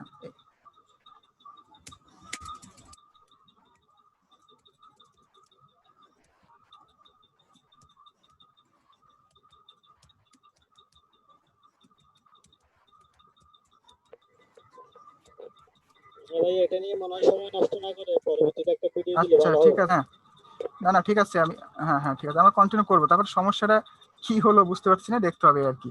আচ্ছা, আমি কনসেপ্টটা আমি আবার একটু বলি। এখানে জাস্ট মাউসটা যখন নিয়ে আসবো, তখন এটা ডিসপ্লে, এই দেখেন এটা ডিসপ্লে আমি করে দিয়েছি নান, এটা খালি ডিসপ্লেটা শো করবে, এই হচ্ছে ট্রিক্স, আর কিছু না।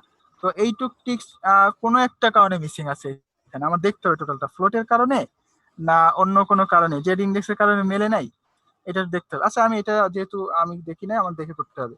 তো আমি একটু সামনে করি, সামনে যাই আগে। আমাদের এখনো ফর্মের কিছু এলিমেন্ট বাকি আছে, আমি সেগুলো একটু দেখাই ফার্স্টে। আচ্ছা, সেকশনটাকে বুঝছি আমরা, সেকশন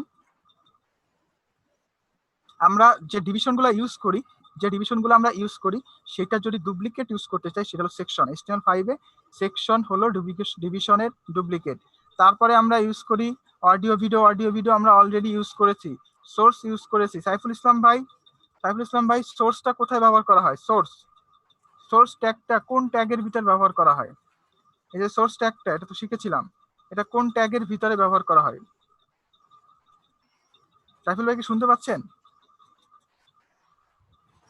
সাইফুল ভাই ভাই মনে হয় শুনতে পাচ্ছেন। আচ্ছা, সাইফুল তো ছিল লাইনে এতক্ষণ। আপনি বলেন মুফিদ ভাই। সোর্সটা তো ভাই অনেক ট্যাগে ইউজ করা হয়, ইমেজে ইউজ করা হয়, ইমেজ ট্যাগে, অ্যাঙ্কর ট্যাগে ইউজ করা হয়। আচ্ছা, নজরুল ইসলাম ভাই। নজরুল ইসলাম ভাই। জি, সোর্স ট্যাগটা এসআরসি ট্যাগটা কি সেম ট্যাগ, তবে একই ক্ষেত্রে কি ইউজ হয় কি আমরা ইমেজেস করি, অ্যাঙ্কর ট্যাগে করি, এটা কি সেটা নাকি? হ্যাঁ, আচ্ছা, আমি বলেছিলাম কোয়েশ্চেনে কিন্তু বুঝেন সোর্স ট্যাগটা কোন ট্যাগের ভিতরে ইউজ করতে হয়, আমি কোয়েশ্চেন করছিলাম এইটা। আচ্ছা, মঈনুদ্দিন ভাই শুনতে পাচ্ছেন কি? মঈনুদ্দিন ভাই শুনতে পাচ্ছেন? জি জি ভাই, জি ভাই শুনতে আমি পাচ্ছি। সোর্স ট্যাগটা কোন ট্যাগের ভিতরে ইউজ করতে হয় বলেন? একটা অ্যাঙ্কর ট্যাগ। Anchor tag. আচ্ছা, আর কেউ বলবেন পারেন এরকম বলেন। ভিডিও ট্যাগে করা হয় না সোর্সটা? ভিডিও ট্যাগে সোর্স ট্যাগটা ভিডিও ট্যাগের ভিতরে অ্যাড করতে হয়। আমরা বলছি আচ্ছা, ইমেজের ভিতর অ্যাড করি। আমি কিন্তু আপনাদের বলছিলাম সোর্স ট্যাগটা কোন ট্যাগের ভিতরে ইউজ করতে হয়, দুইটাই ট্যাগ। আমি কিন্তু আপনাকে অ্যাট্রিবিউট বলি নাই। আমরা ইমেজের ভিতর যে এসআরসি ব্যবহার করি ওইটা কি ট্যাগ নাকি অ্যাট্রিবিউট বলেন? ওইটা তো অ্যাট্রিবিউট। ওইটা অ্যাট্রিবিউট, তার মানে আমরা অডিওর ভিতরে ভিডিওর ভিতরে যেটা অডিও ভিডিওর ভিতরে আমরা সোর্স ট্যাগটা ইউজ করি, সোর্স একদম সরাসরি সোর্স লিখি। জি জি, তাহলে ওটা ট্যাগ। আর আমরা অন্য যে কোনো জায়গায় ইউজ করি সেটা হচ্ছে অ্যাট্রিবিউট। ইজি কোশ্চেন, সমস্যা আছে, যাই হোক। এখন প্লেস অর্ডার করছিলাম, তারপর রিকোয়ার্ডটা আমাদের খুবই জরুরি একটা ব্যাপার। রিকোয়ার্ডটা কি সেটা একটু জানি। দেখেন, আমি এখানে একটা রেজিস্ট্রেশন ফর্ম এখানে করেছিলাম, রেজিস্ট্রেশন ফর্মের ভিতরে সাবমিট বাটন দেই নাই, আমি সাবমিট বাটন দেই। মাউথ স্পিকারটা অফ করে নেন, মাউথ স্পিকার যাদের অন আছে অফ করে নেন। ইনপুট টাইপ সাবমিট, সেভ করলাম, এটাকে রিলোড করি। সিম্পল একটা সাবমিট ফর্ম আসছে। এখন সাবমিটে ক্লিক করলে ফর্মটা সাবমিট হচ্ছে, দেখেন ফর্মটা সাবমিট হচ্ছে। আবার রিলোড দেই, এই যে সাবমিট, ফর্মটা সাবমিট হচ্ছে। এখন আমি যদি চাই ফোর্স করতে চাই ইউজার এই নাম্বারে কিছু না লিখলে ফর্মটা সাবমিট হবে না, এই সার্চে কিছু না লিখলে ফর্ম সাবমিট হবে না, তাহলে আমি ইউজ করতে পারি রিকোয়ার্ড। যেমন ইউজার নেম, এখানে আমি চাই এটা রিকোয়ার্ড, এটা থাকবেই, দিতেই হবে। তাহলে কি করলাম, ইউজার নেমের ভিতরে নতুন একটা অ্যাট্রিবিউট লাগাই দিলাম যেটার নাম হলো রিকোয়ার্ড। তো এখানে আমি কোনো ফর্ম নাই, ফর্ম না নিলে এটা কাজ করবে না, আমাকে অবশ্যই একটা ফর্ম নিতে হবে। হ্যাশ ফর্ম, একদম শুরুতে এবং শেষে এখানে একটা ফর্ম অ্যাড করি, সরি ফর্ম। আচ্ছা, এখন এটাকে রিলোড করি। দেখেন এখানে কিছু লিখলাম না, আমি দিলাম সাবমিট। দেখেন আমাকে সাথে সাথে জানা দিচ্ছি যে আপনি এখানে please fill out this field, এই ফিল্ডটাকে অবশ্যই দিতে হবে, না হলে এই ফর্মটাকে আপনি সাবমিট করতে পারবেন না। এটাকে বলা হয় রিকোয়ার্ড। আপনি যে ফর্মে যে ইনপুটে রিকোয়ার্ড দিবেন, যে টেক্সট এরিয়ায় রিকোয়ার্ড দিবেন বা যে সিলেক্টের ভিতরে রিকোয়ার্ড দিবেন, সেইটাকে অবশ্যই ফিল আউট করতে হবে, না হলে ওই ফর্মটা জীবনে সাবমিট হওয়া পসিবল না। আশা করি বুঝতে পারছেন। তো এইটার মাধ্যমে আমি রিকোয়ার্ড দিলে আমি ডিফাইন করে দিতে পারবো যে এই ফর্মটা অবশ্যই আপনার এই ফিল্ডটা অবশ্যই ফিল আউট করতে হবে। আমরা কি বুঝতে পারছি এটা ব্যাপারটা? জি, রিকোয়ার ইউজ করতে হলে কি করতে হবে ভাই? ফর্ম ট্যাগের মধ্যে নিতে হবে, এই তো? না না, যে কোনো, যেমন এই যে ডেট, দেখেন এই যে আমি আবার রিলোড দেই, এইখানে আমি সাবমিট ক্লিক করলাম, ফর্ম সাবমিট হয় না, আমাকে বলছে প্লিজ ফিল আউট, এটা ফিল আউট করলাম। আচ্ছা, ফিল হয়ে গেছে, সাবমিট। এখানে আবার দেখেন রিকোয়ার্ড দিয়েছিলাম, এইটা ফিল আউট করে দিলাম, সাবমিট হয়েছে। বাট আমি এখন যদি চাই ডেটটাও গুরুত্বপূর্ণ, ডেটটাও নিতে হবে, ডেট না দিলে ফর্ম সাবমিট হবে না। তাহলে এই ডেটের টাইপের ভিতরে আমি জাস্ট বলে দিব রিকোয়ার্ড। এটার জন্য কোনো ভ্যালু লাগে না, জাস্ট রিকোয়ার্ড লিখলেই কাজ করে। আচ্ছা, এবার আমি এটাকে রিলোড দেই, দেখেন সাবমিট ক্লিক করলাম, দেখেন বলতেছে এইটা এইটা এইটা তিনটা ফর্ম না দিলে আপনার ফর্মটা সাবমিট হবে না। বুঝতে পারছেন? জি জি। আচ্ছা, এটা গেল সাবমিটের একটা ব্যাপার। এইবার আরো একটা ব্যাপার আছে যেটা আমাদের বেসিক্যালি লাগবে না, আমরা এটা ওয়েব ডেভেলপমেন্টের কাজ, বাট ওয়েব ডিজাইনের দ্বারা অনেক ডেভেলপমেন্টের কাজ সহজ হয়। আপনি না দিলেও ওয়েব ডেভেলপমেন্টে দিতে বাধ্য, আপনারা দিলে আমাদের কিছু ক্ষেত্রে লাগতে পারে, এই জন্য আমি বলে দিই। ফর্মের ভিতরে দুইটা স্পেশাল অ্যাট্রিবিউট আছে, যে একটা নাম হলো মেথড, আর একটা নাম হলো অ্যাকশন। এটা ওয়েব ডেভেলপমেন্টের সাথে রিলেটেড, মেথড এন্ড অ্যাকশন। তো এই দুটার কাজ কি? প্রথমটা হচ্ছে অ্যাকশন। অ্যাকশন দ্বারা এই যে ফর্মটা, টোটাল ফর্মটা, এই ফর্মটা কোথায় সাবমিট হবে, কোন পেজে সাবমিট হবে, এইটা ডিফাইন করে দিতে পারবেন এই অ্যাকশনের মাধ্যমে। অনেক পেজ থাকতে পারে যে এইখানে আছে, বাট সাবমিট করলে এই পেজে যাবে না, এই পেজে সাবমিট হবে না, অন্য আরেকটা পেজে হবে। এরকম যদি আমি চাই তাহলে কি করব? তাহলে ইউজ করব ইনপুটের ভিতর অ্যাকশন। আমার এখানে দেখি আর কোনো পেজ আছে, রেজিস্টার পেজ আছে, এর ভিতরে কি কিছু আছে দেখি, একটা সেকেন্ড। হ্যাঁ, রেজিস্ট্রেশন পেজটা আছে। তা আমি চাই আমার এই হোম পেজটা যখন ফর্মটা সাবমিট করা হবে এইখানে জমা হবে না বা এইখানে সাবমিট হবে না, এই রেজিস্টার পেজে এসে সাবমিট হবে। মানে এইখানে ফর্মের ভিতর যত ইনফরমেশন আছে সেই ইনফরমেশন গুলো এই রেজিস্টার পেজে যে জমা হবে। এটা যদি করতে চাই তাহলে আমার এখানে ইউজ করতে হবে অ্যাকশন। পেজটার নাম কি? register.html। আমি সরাসরি রিলেটিভ প্যাথ ইউজ করলাম, এই নামটা এখানে বলে দিলাম যে এই ফর্মটা এইখানে পেস্ট হবে না, বরং register.html এর যে ফিল হবে ওখানে যে পড়বে এটা। আচ্ছা, দিয়ে দিলাম। এখন আমি এটাকে রিলোড করি, সরি, এটাকে আরেকবার রিলোড করে নিই। আচ্ছা, সাবমিট হবে না কারণ এখানে ইনফরমেশন দিতে হবে, দিলাম, এখানেও দিলাম, এখানেও কিছু দিলাম।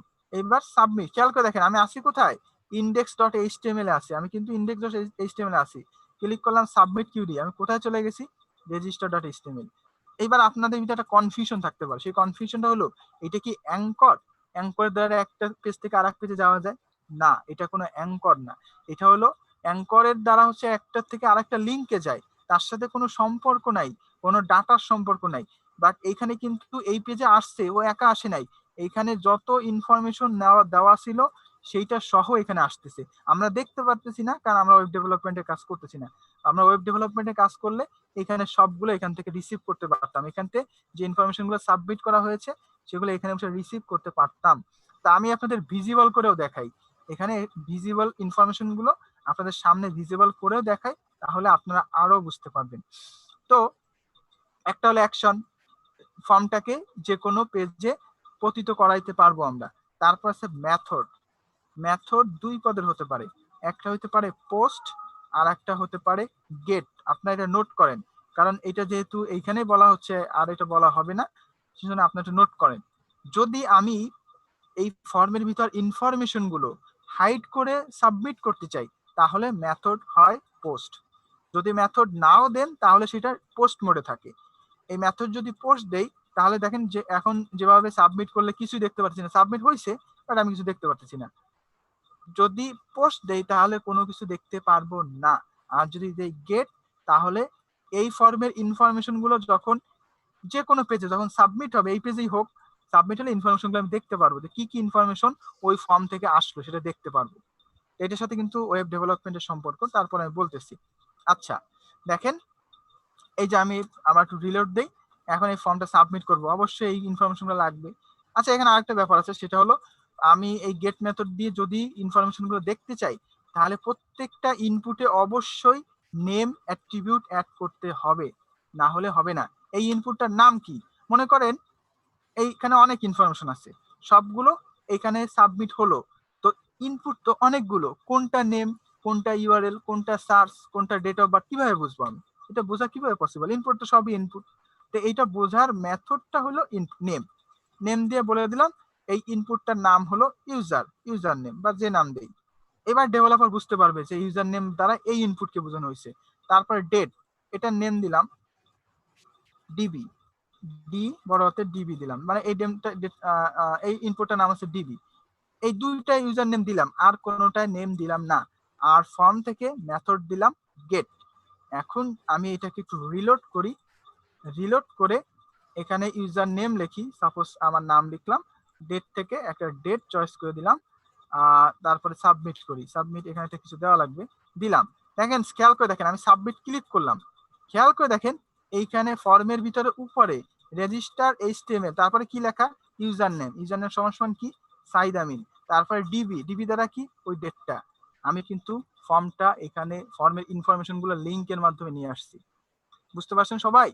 তো এটা কিছু এবার ডেভেলপারের কাজ। ডেভেলপার এইগুলো রিসিভ করবে, ইউজার নেম সমান সমান এত, ডিবি সমান সমান এত, সেইগুলো পিক আপ করবে যে আচ্ছা ডেট তাহলে এইটা, আচ্ছা, নেম সমান তাহলে চাহিদা মিন, এগুলো সে সার্ভারে জমা করবে।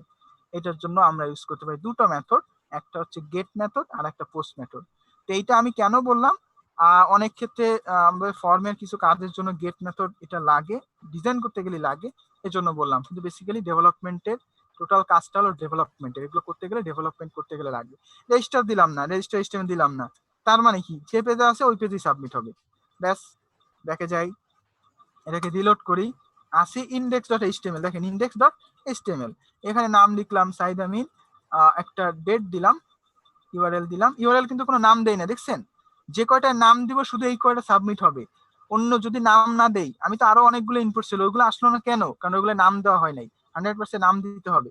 আচ্ছা দিলাম, এবার সাবমিট করি, দেখেন ইন্ডেক্সের ভিতরেই এটা ফল আউট হয়েছে, এই ফর্মটা ফল আউট হয়েছে, user name Saeed Amin, date of birth, আর তো কিছু নাই। আচ্ছা আরো একটা নেম অ্যাড করি, যেমন ইমেল, ইমেলের একটা নেম অ্যাড করলাম, নেম অ্যাট্রিবিউট অ্যাড করলাম, নাম দিলাম ইমেল, সেভ করি এবং এইটাকে রিলোড করি। আর একবার ব্যাকে যাই, তাহলে হচ্ছে ইউজার নেম দিলাম Azadur Rahman, date of birth, একটা ডেট অফ বার্থ দিলাম, আর কিছু দিলাম না, ইমেল, ইমেলে আমি একটা ইমেল দিয়ে দিলাম, ব্যাস। আচ্ছা এখানে একটা কিছু দিতে হবে যেহেতু রিকোয়ার্ড। এবার সাবমিট কিউরি করি, কয়টার নাম দেওয়া আছে, একটা, দুইটা এবং আর ইমেলে তিনটা নাম দেওয়া আছে, ইনপুট আছে বাট নাম অন্যগুলো দেওয়া নেই। সাবমিট কিউরি, দেখেন user name Azadur Rahman, date of birth ওইটা, শেষে যে দেখেন ইমেল, ইমেল সমান যে ইমেলটা দিয়েছিলাম সেইটা। আশা করি আমরা সবাই বুঝতে পারছি, এটা ওয়েব ডেভেলপমেন্টের একটা টার্মস যেটার মাধ্যমে ইউজার থেকে ইনফরমেশন নেওয়া হয়। আমরা শুধুমাত্র ডিজাইন করে সাইডে দেই, বাট ডেভেলপার কিন্তু এটা আরো অনেক বিস্তারিত কাজ করতে হয়, ডেভেলপারের মাথায় আরো অনেক কিছু থাকতে হয়। তো এইটা আমরা আশা করি বুঝতে পারছি। মিনিমাম ম্যাক্সিমাম, হাইট ওয়াইড তো অলরেডি করে ফেলছি, মিনিমাম ম্যাক্সিমাম এখানে বুঝি না কেউ আসি? মিনিমাম ম্যাক্সিমাম বুঝি না, আছেন কেউ? এই একটু এক্সপ্লেইন করলে ভালোই তো। আচ্ছা আমিন ভাই, কি বলেন? আচ্ছা এখানে হাইট উইডথ বলতেছে অ্যাট্রিবিউট, কিন্তু হাইট উইডথ তো আমরা ইউজ করতেছিল সিএসএস এ প্রপার্টি ভ্যালু হিসাবে। হ্যাঁ হ্যাঁ হ্যাঁ, এখানে নিউ ইনপুট অ্যাট্রিবিউট বলছেন যে, এজন্য আর কি। হ্যাঁ এটা হাইট ওয়েট তো শুধুমাত্র সিএসএস হবে তা না, হাইট ওয়েট তো যেমন এসআরসি তো সোর্সও হতে পারে, আবার মানে ট্যাগও হতে পারে, আবার ও অ্যাট্রিবিউটও হতে পারে। আর একটা আর হাইট ওয়াইটটা অন্যরকম হতে পারে। এক্সাম্পল, এই যে ইমেজটা, ইমেজের ভিতরে ইমেজটার সাইজ চেঞ্জ করব, তাহলে আমি সরাসরি ইমেজটা কোথায়, ফুটার ব্যাকগ্রাউন্ড থেকে আসছে, সরাসরি ইমেজ থেকে আসে নাই। আচ্ছা আমি একটা হিডার একটা ইমেজ এনেই দেখাই, কন্টেইনার ভিতরে এনে দেখাই। এই যে আমি এখানে একটা ইমেজ আনি, আইএমজি, একই কাজ, দুটো কিন্তু একই রকম কাজ, আইএমজি এসআরসি সমান সমান ইমেজের কি নামে আছে, টিউলিপস। আচ্ছা অ্যাড করলাম টিউলিপস, এখন এটাকে সরাসরি সেভ করি, রিলোড দেই, বিশাল বড় একটা ইমেজ আসছে। এখন হাইড ওয়েটকে কন্ট্রোল করতে চাই, তাহলে আমি সরাসরি অ্যাট্রিবিউট দিয়ে দিতে পারি, হাইট দিয়ে দিলাম 100 পিক্সেল। এটা কিন্তু সিএসএস না, এটা কিন্তু সিএসএস না। রিলোড দেন, এই যে রিলোড দেন, এটা কিন্তু হয়ে গেছে 100 পিক্সেল, বুঝতে পারছেন? আচ্ছা আমি এরপর একটা H1 নিলাম, একটা H1 লিখলাম বাংলাদেশ।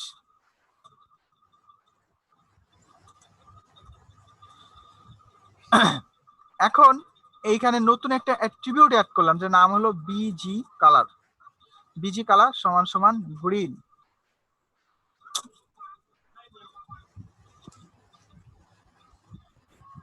আচ্ছা এবার আমি একটু রিলোড করি, দেখেন এই আচ্ছা এটা এখানে কাজ করবে না, এটা আমার গুগল ক্রোমে যাইতে হবে।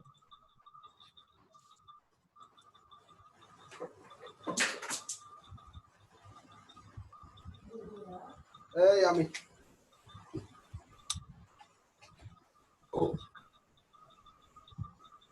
আচ্ছা আচ্ছা ভুল লিখছি, এখানে সরাসরি বিজি কালার না দিয়ে আমি একটা কালার কোড ইউজ করছি। তা আমি এই যে বিজি কালারটা ইউজ করলাম, এটা কিন্তু অন কাইন্ড অফ এটা মার্ক ইউ দিলে মেবি বা কাজ করবে, এই সনে নাও কাজ করতে পারে। মার্কিউ মার্কিউ বিজি কালারটা এখন নাই, এটা ডিফ্লেক্টেড হয়ে গেছে, এখন এটা কাজ করে না। যেমন ব্লিং, একটা সিএসএস ছিল ব্লিং, BLING ব্লিং, এটা এখন কাজ করে না। এরকম আরো 4টা-5টা আছে, মনে নেই এখন আমার এই মুহূর্তে। আচ্ছা, বিজি কালার সরাসরি বলে দিলাম গ্রিন। আচ্ছা, রিলোড করি, দেখেন এই যে কালারটা গ্রিন আসছে। তো ব্যাপারটা হলো এই যে কালারটা আসছে, এই কালারটা কোথা থেকে আসলো? এই কালারটা কিন্তু সিএসএস থেকে আসে নাই, এটা সিএসএস থেকে আসে নাই, এটা আসছে হচ্ছে HTML থেকে। যেমনটা এখানে আমি হাইট দিলাম, হোয়াইট দিলাম, অন্য কিছু দিলাম। আচ্ছা, হাইট এখান থেকে দিলাম না, আমি এটা বাদ দিয়ে আমি স্টাইল ইনলাইন সিএসএস ইউজ করি বা এক্সটার্নাল স্টাইল সমান সমান আমি দিয়ে দিলাম হাইট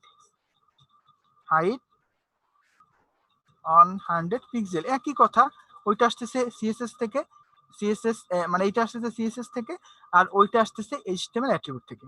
এই হচ্ছে পার্থক্য। আমরা কি বুঝতে পারছি সবাই? জি ভাই, বুঝতে পারছি।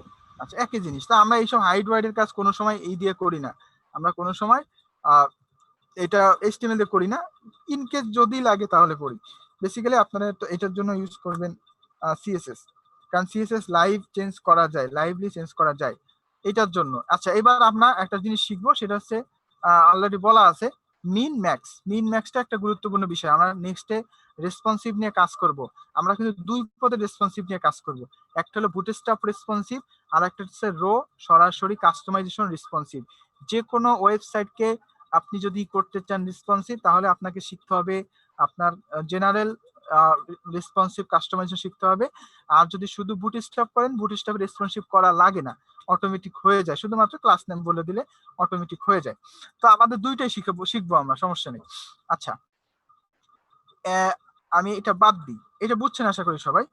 আমি হেডারের পরে, কোথায় হেডার, এই যে হেডারের পরে আমি একটা ডিভিশন, একটা H1 নিলাম, H1 স্টাইল। আচ্ছা, ওই বিজি কালার কাজ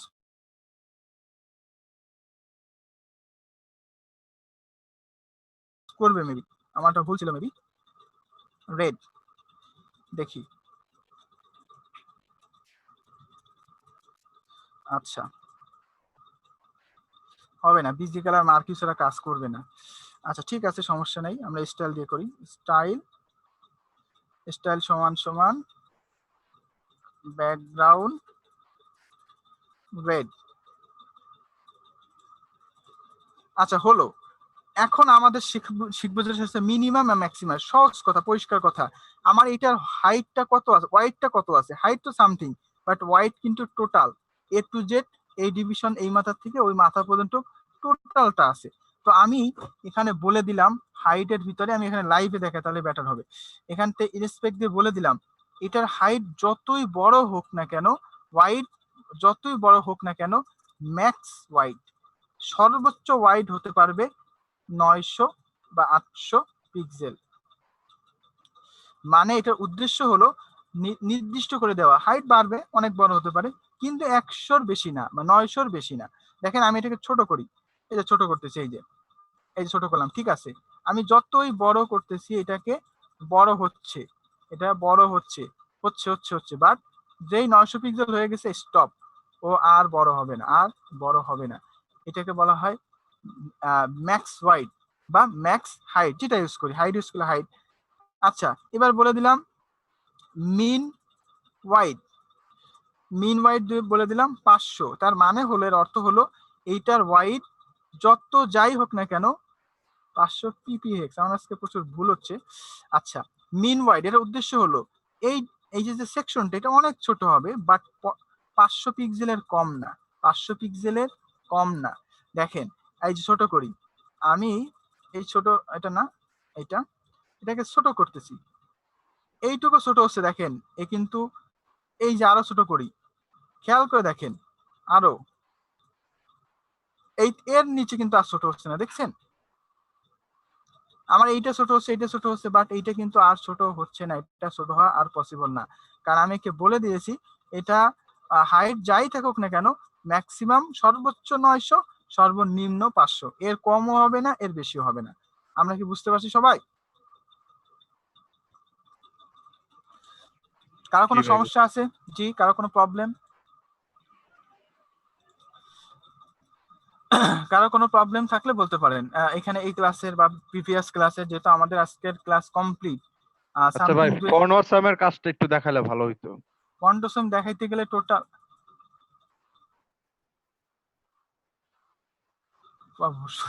শুরু নোট নোট করেন নাই?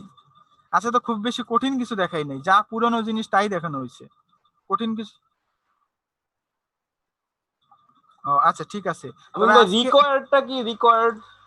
রিকোয়ার্ডটার অর্থ হলো এই ফর্মটা যখন সাবমিট করা হবে, যদি কোনো ইনপুটের ডাটা 100% চাই যে এইটা কোনো ভ্যালু, এনি ভ্যালু না দিলে আচ্ছা, এটা তো বলছেন না, ঠিক আছে, সাবমিট হবে বুঝতে না। পারছি, আচ্ছা, বুঝতে এইটাকে পারছি। বলা রিকোয়ার্ড। জি, আর কোনো কোশ্চেন?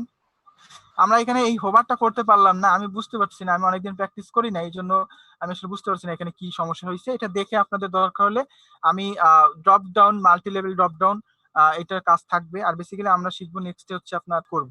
আমি ডাউনলোড করে দেখালাম এই জন্য যে সহজ মনে হবে, সহজ।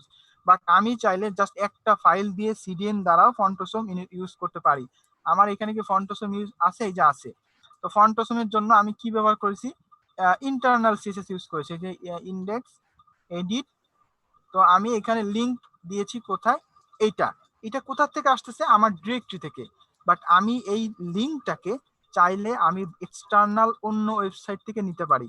তাই সেটার সমস্যা হলো, সেটা কিছু সমস্যা আছে। সেই সমস্যাটা হলো এইটা যখন আপনি অফলাইনে কাজ করবেন তাহলে এটা কাজ করবে না, আপনার ইন্টারনেট নাই, আপনার ইনকেস ইন্টারনেট নাই, যেহেতু প্রত্যেকবার লোড নেওয়ার সময় এই অল সিএসএস যে সিএসএস ফাইলটা, এটা আপনার ওই ডিরেক্টরি থেকে আসবে না, এখান থেকে আসবে না, বরং আসবে কোথা থেকে? ওই সিডিএন এর ওয়েবসাইট থেকে আসবে। সেক্ষেত্রে ইন্টারনেট না থাকলে ফন্টোসম কাজ করবে না। এই জন্য আমরা ডাউনলোড করে ইউজ করি। আবার ডাউনলোড ইউজ করলে আবার সমস্যাও আছে। একটা সমস্যাটা হলো আপনার ওয়েবসাইটের ব্যান্ডউইথ কাটবে, প্রত্যেকবার লোড নিবে আপনার ওয়েবসাইট থেকে ব্যান্ডউইথ কাটবে। তবে এটারও সমাধান আছে। আমরা এইচটিএক্সএস এর কিছু কোড ব্যবহার করি, সেই কোড ব্যবহার করার কারণে মাত্র একবারই লোড নেয়, জীবনে একবারই লোড নিবে, কোন ওয়েবসাইটে ঢুকলে এরপর আর নিবে না। তো দুই রকম সুবিধা আছে। তো আমরা চাইলে ইন্টারনেটে সার্চ করতে পারি ফন্ট অসম সিডিএন, এইটা লিখে সার্চ দিতে পারি। অথবা আর একটা জাভাস্ক্রিপ্ট ফাইল আছে যেটা আপনার W3 আছে, ফন্ট অসম। দুইটা মেথড দেখাই, ফন্ট অসম W3, এটা লিখে যদি সার্চ দিই তাহলে আমি একটা জাভাস্ক্রিপ্ট ফাইল পাবো, সেটা কানেক্ট করে দিলেও হবে। দেখেন ফন্ট অসম, এই যে ফন্ট অসমের সিডিএন, এই ফন্ট অসম না, সিডিএন লিখে সার্চ দিলাম কোথায়? আচ্ছা, এখানে আবার লিখি সিডিএন। আচ্ছা, আগের ক্লাস যারা মিস করছেন তাদের এটা কাজে লাগবে। আমাদের নতুন করে আমার মনে হয় না যে আপনাদের ডাউনলোড করা লাগবে না, আমরা সরাসরি সিডিএন ইউজ করে। দেখেন basic icon, link, rel, relationship আর কি, এই স্র্যাপ, সিডিএনজিএস, ক্লাউডফায়ার, তারপরে এখানে ফাইলটা দেওয়া আছে। আমি যদি এইটা ইউজ করি তাহলেও আমি আইকনগুলো ব্যবহার করতে পারবো। এটা আসবে কোথা থেকে? cdnjs জাভাস্ক্রিপ্ট cloudflare.com ajax, এখান থেকে এটা আসবে। এটা কিন্তু আমার ডিরেক্টরি থেকে আসবে না, আমি এটা বাদ দিয়ে এটা দিয়ে দিলাম। এখন এইটার সাথে ওই কোডের মিলতে হবে, আবার না হলে নাও আসতে পারে। দেখি আসছে কিনা। আচ্ছা, এটা আসে নাই, এটা এর সাথে ওটার মিল নাই। তাহলে আমি এর যে কোডগুলো সেগুলো ইউজ করতে হবে। এর কি কি কোড আছে, যেমন ফাফা, কার, এগুলো আছে, এগুলো ইউজ করব।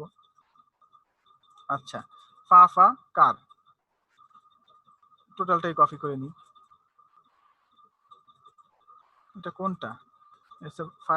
Google Chrome. আচ্ছা,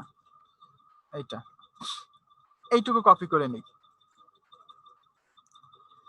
আমরা ইউজ করছিলাম কোথায়? এই যে ফাস ইউজ করছিলাম। তো এটা হচ্ছে লেটেস্টটা, ফাফা কার, কার, এইটা ইউজ করলাম।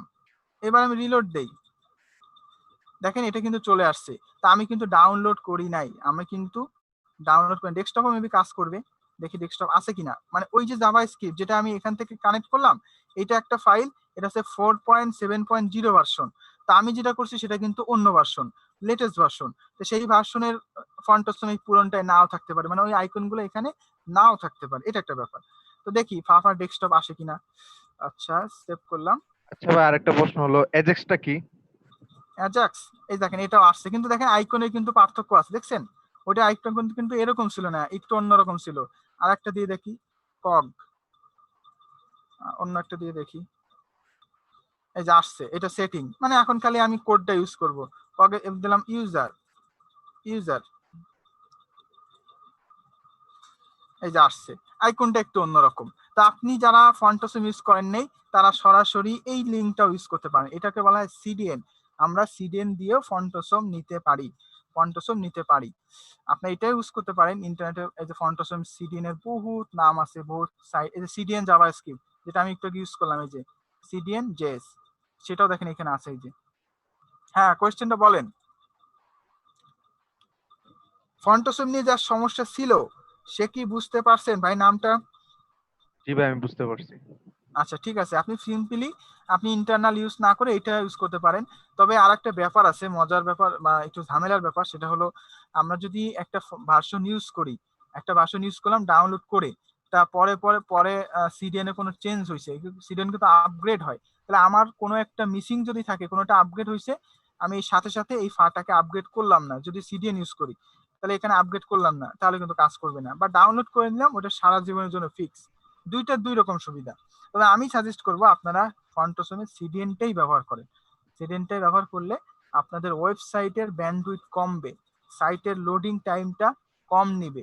এটা হচ্ছে গুরুত্বপূর্ণ, কারণ এটা কিন্তু ডাউনলোড হয়। দেখেন ফন্টসমে এটা লিখে সরাসরি এই লিঙ্কটা সরাসরি দেই, তাহলে কিন্তু আমি সরাসরি এটা ডাউনলোড, সরাসরি কোডগুলো দেখতে পারবো। দেখেন এটার ভিতরে দেখেন কত কোড ইউজ করা আছে, দেখছেন এই এত কোড ইউজ করা হয়েছে। আচ্ছা আর কি কোশ্চেনটা ভাই একটু এখন বলেন। আমিন ভাই, এখন তাহলে যদি আপনি বলতেছেন যে ডাউনলোড করে থেকে অনলাইনে করাটা বেটার, যদি প্রফেশনালি কাজ করব তখন কি ডাউনলোড থেকে অনলাইনেরটাই করব? জি জি, ডাউনলোড করার থেকে অনলাইনে করাটা বেটার। কিন্তু সমস্যার কথা বললাম যেটা, সেটা হলো আপনি ডাউনলোড করার আগে তো ওয়েবসাইটটা কোথায় ডিজাইন করবেন? আপনি তো এটা অবশ্যই লোকালি ডিজাইন করবেন। তো লোকালি ডিজাইন করলেও আপনি ইনকেস নেট নাই তাহলে কিন্তু আপনার হচ্ছে না। আমি যদি বাইরের সিডিএন ইউজ করি, আমি বাইরের সিডিএন ইউজ করলাম, যেমন দেখেন এইটা, এটা এখন এটা আসতেছে কোথার থেকে? এটা আসতেছে কিন্তু বাইরের থেকে। তো আমি এখানে একটা অপশন আছে নেটওয়ার্ক, নেটওয়ার্ক থেকে এই যে দেখেন, এই যে নেটওয়ার্ক, দেখেন কতগুলো ফাইল ডাউনলোড হচ্ছে। দেখেন এই যে সিডিএন জাভাস্ক্রিপ্ট এটা ডাউনলোড হয়েছে, এইটা এইটা এইটা এগুলো ডাউনলোড হয়েছে। এই যে রিলোড দেন, এগুলো কিন্তু ডাউনলোড হয় ইন্টারনেট থেকে, যে ডাউনলোড হচ্ছে দেখেন এটা ডাউনলোড হচ্ছে, এই হওয়ার পরে কিন্তু এটা আসছে। তো আমি যদি ইন্টারনেট না থাকে তাহলে কিন্তু এই লোগোটা পাবো না। আসবো না। আচ্ছা, আরেকটা প্রশ্ন হলো, আপনি যে ফন্টসম ডাউনলোড করছিলেন ওই ফোল্ডারটা যদি একটু জানতাম, একটা প্রশ্নটা আপনাকে বুঝায় বলতে পারবো। এই যে ফোল্ডার, এই যে ফন্টসমে গেলেন, হ্যাঁ, আপনি এখানে যাওয়ার পরে ভিতরে ঢুকেন, ভিতরে ঢুকার পরে আপনি যে সিএস বা জেএস যেগুলা নিছেন এগুলার মধ্যে থেকে আমি আরেকটা ভিডিও দেখলাম যে ওরা যে সিএসএস এর আপনাতে ইউজ করছেন হইলো অল সিএস। আপনি সিএসএস এর ভিতরে একটু জানতো ভাই, এই যে আপনি ইউজ করছেন হচ্ছে অল সিএসএস, কিন্তু আরেক জায়গায় আমি একটা ভিডিওতে দেখলাম যে ওরা অল মিন সিএসএস টা ইউজ করছে, ওরা অল ডট মিন সিএসএস। তো ওরা এইটার মধ্যে ওরা বললো যে এই অল সিএসএস এর এই যে ফাইল সাইজ এটা একটু বড়, অল মিন সিএসএস এর সাইজ এটা একটু ছোট হয়। তো এইটার মধ্যে একটু ডিফারেন্টটা যদি একটু বুঝায় বলতেন। আচ্ছা, এটা হচ্ছে আমাদের বিভিন্ন কাজের ক্ষেত্রে এই অল সিএসএস যদি আমি কানেক্ট করি, এর সাথে এর রিলেটেড সবকিছু কানেক্ট হয়ে যায়। আমি অল সিএসএসটা এডিট করি, এডিট দিলাম, তাহলে দেখতে পারবেন এখানে কি কোডটা যেন কি হয়, সম্ভবত ইউআরএল দেখে নেই, অ্যাড লিখে সার্চ দিই, অথবা ইউআরএল দেখে আছে কিনা। আচ্ছা দেখেন, আমি অল সিএসএস এর ভিতর গেলাম, তার ভিতর দেখেন ওয়েব ফন্ট, এই ওয়েব ফন্টের ভিতর ফাব রান ইউএটি, এই ওয়েব ফন্টটা কোথায়? এটা হচ্ছে ব্যাকেট ডিরেক্টরি, ব্যাক ডিটে দেখেন ওয়েব ফন্ট আছে, এই যে ওয়েব ফন্ট, এইগুলো কানেক্ট হয়েছে। তো এর ভিতরে আপনি অল সিএসএস এর ভিতর যা যা কানেক্ট হওয়া দরকার সবই অলরেডি কানেক্ট হয়ে থাকে, অলরেডি সবই কানেক্ট হয়ে থাকে। তো আপনি এটা যদি চিন্তা করেন তাহলে আসলে কিছু না। আবার আপনি যদি করেন যে আমার কিছু, আবার যদি মনে করেন আপনি এসভিজি নিয়ে কাজ করবেন, এসভিজি নিয়ে কাজ করবেন, তখন আবার আপনার কিছু অতিরিক্ত কানেক্ট করা লাগতে পারে, যেমন এসভিজি কিছু আইটেম কানেক্ট করা লাগতে পারে। তো আমি একটু বলছি যেটা, সেটা আংশিক সত্য। দেখেন অল সিএসএস এর প্রপার্টিজ হলো 71 আর অল মিন সিএসএস এর হচ্ছে 58, এখানে একটা ডিফারেন্স। বাট এই অল সিএসএস কানেক্ট করলে সবই কানেক্ট হয়ে যায়, যা দেখতে পাচ্ছেন আচ্ছা। সবই কানেক্ট হয়ে যায়, এখানে যা আছে প্রায় সবই কানেক্ট হয়ে যায়। কি কি কত ফাইল আছে এর ভিতরে যেগুলো কানেক্ট করে নিচ্ছে অল সিএসএস অটোমেটিক, দেখেন এই যে আচ্ছা, ওয়েব ফন আপনার- কানেক্ট করে নিচ্ছে। বুঝতে পারছি এটা। জি আপনার অ্যান্সারের ইয়াতে আমি আরেকটা কোশ্চেন করতে চাই, সেটা হচ্ছে আপনি বললেন যে ডাউনলোড করে যখন আমরা ফন্ট অসম ইউজ করব, এমন একটা সিস্টেম আছে যেটা নিয়ে আমার ওয়েবসাইটে একবারই মানে ওয়েবসাইটের লাইফে একবারই আপলোড হবে, আর হবে না। জি ওটা কি আমরা রেসপন্স মানে ওটা কখন শিখতে পারবো? বুটস্ট্র্যাপে নাকি? না না এটা কোথাও নাই, এটা খুবই মানে এটা এইচটিএমএল এর সাথে সম্পর্ক নাই, যা যা শিখবেন তার কোনোটার সাথেই এর সম্পর্ক নাই। এটাকে বলা হয় সার্ভার সাইড স্ক্রিপ্ট। যেমন আমরা সবাই এইটা চিনি, এইচটিএমএল চিনি, বাট কেউ কিন্তু এক্সএইচটিএমএল চিনি না। জীবনে নাম শুনছেন এক্সএইচটিএমএল? এখানে যারা আছেন শুনছেন কেউ? ওয়েবসাইটে দেখছিলাম যে HTML4 মনে হয় না কিরকম কিছু না একটা। না এক্সটিএমএল4 নাই, এই এক্সএইচটিএমএল নাম শুনছেন কিনা? আমি দেখছি এই কিন্তু এটা ভাই, জানি বুঝি না, শুনিনি। ওয়েবসাইটের নাম শুনছি, আচ্ছা, নাম আচ্ছা, দেখছি এই অনেক জায়গায়। হ্যাঁ এরকম ব্যাপার আছে। এখানে এইচটি অ্যাক্সেস নামে একটা পেজ, একটা ফাইল থাকে এইচটি অ্যাক্সেস। ওই এইচটি অ্যাক্সেস এর ভিতরে কিছু কোড ইউজ করা যায়, যে কোডগুলোর মাধ্যমে আপনি চাইলে পেজটাকে একবার মানে অনেক ব্যাপার আছে, যে আমি সিস্টেম করে দিলাম যে এখানে এই যে ইমেজটা, এখানে একটা ইমেজ, তো যখন এই পেজটা লোড নেবে 100% এই ইমেজটা লোড নিবে, তাই তো? Right. তো ব্যাপার হলো আমি একটা কোড ইউজ করলাম এইচটি অ্যাক্সেসে, সেই কোডটার দ্বারা বুঝাই দিলাম যে ছবিটা একবার ডাউনলোড হবে, তারপর এটা কেসে সেভ হবে। কেস আমরা জানি না হয়তো অনেকে, দেখেন যে কোনো ওয়েবসাইট ফার্স্টে যখন ঢুকতে যাবেন আপনি, ফার্স্ট টাইম ঢুকতে গেলে অনেক লোড নেয় বা একটু বেশি লোড নেয়, বাট সেকেন্ড টাইম ঢুকতে গেলে আর লোড নেয় না। কেন? কারণ এই যে ফাইলগুলো এইগুলো ডাউনলোড হয়ে থাকে, যত ফাইলগুলো আছে সেগুলো এই দেখেন এখানে দেখা যায় যে মেমোরির ভিতরে স্টোরেজ, আমি একবার একটু রিলোড দিয়ে নিই, দেখেন এই যে ইন্ডেক্স ডাটাবেস, তারপরে মেমোরির ভিতরে সিজন, এইগুলো সব ডাউনলোড হয়ে থাকে। লোকাল স্টোরেজ এর ভিতরে কি কি ফাইল সিএসএস এর এইগুলো ডাউনলোড হয়ে থাকে। তো ওই এইচটি অ্যাক্সেস এর ভিতরে কিছু কোড থাকে, যেটার মাধ্যমে আপনি চাইলে ওই অপশনগুলো JavaScript file, HTML file, image file এইগুলোকে আপনি সেভ করে রাখতে পারবেন। সেভ করে রাখলে এটা কোথায় সেভ হয়? এটা ব্রাউজারে সেভ হয়। তো ওইটা একবার যেহেতু লোড হয়ে গেলে আর আসে না, সেজন্য পরের বার আর ওয়েবসাইট লোড নিতে বেশি সময় লাগে না। এই ইমেজটা অলরেডি জমা হয়ে থাকবে কেসে, তাহলে তো আপনার নেক্সট টাইম লোড হওয়ার জন্য লাগতেছে না এটা। জি বলেন। এটাকে HTML বলে। আছে না এইচটি অ্যাক্সেস এক্ষেত্রে কোনো এটা এটা কি এক্ষেত্রে আমরা কোনো সমস্যা ফেস করবো এটাতে? আমি কথা আমরা তো এটা সুবিধাটা বুঝলাম, কিন্তু এটার অসুবিধা আছে কোনো? এইচটি অ্যাক্সেস এর জি এইচটি অ্যাক্সেস এর অসুবিধা নাই। এইচটি অ্যাক্সেস মানুষ ইউজই করে ওয়েবসাইটটাকে আপনার স্পিডি করার জন্য, বুঝতে পারছেন? ভাই একটা প্রবলেম আছে আমার। হ্যাঁ বলেন।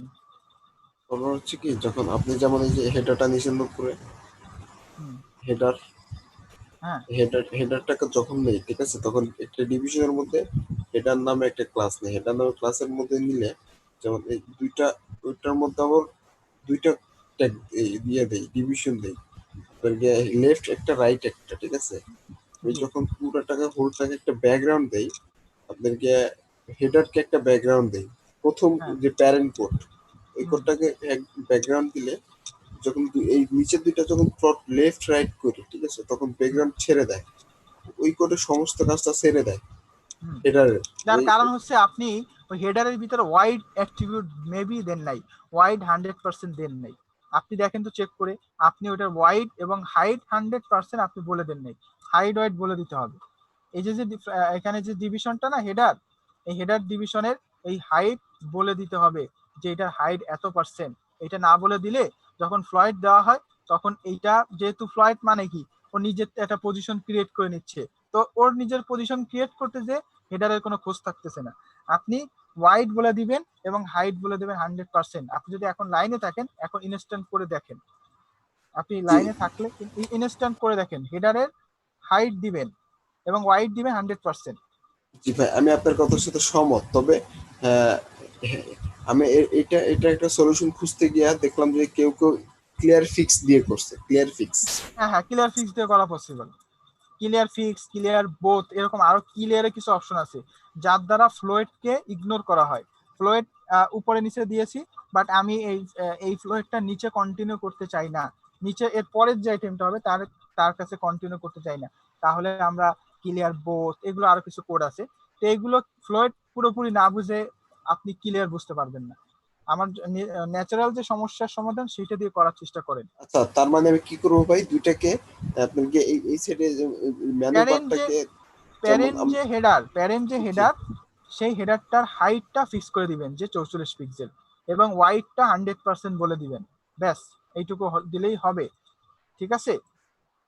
আচ্ছা ঠিক আছে, তাইলে আমরা মানে এটাকে আপনার হেডারকে যেমন দেই, এই হেডার লেফট কে দেই 30%, রাইট কে দেই দেখেন এই দেখেন 70%। এই দেখেন সমস্যাটা এই যে হেডার না, আমি হাইটটা উঠাই দিলাম, হাইটটা উঠাই দিয়ে প্যাডিংটা উঠাই দিলাম, দেখেন আমারও কিন্তু নাই, দেখছেন আমার কি এটা আছে ব্যাকগ্রাউন্ড, আমি তো ব্যাকগ্রাউন্ড গুলো দিয়েছিলাম, এই যে আছে ব্যাকগ্রাউন্ড, বাট আমার কিন্তু ডিভিশনটা নাই।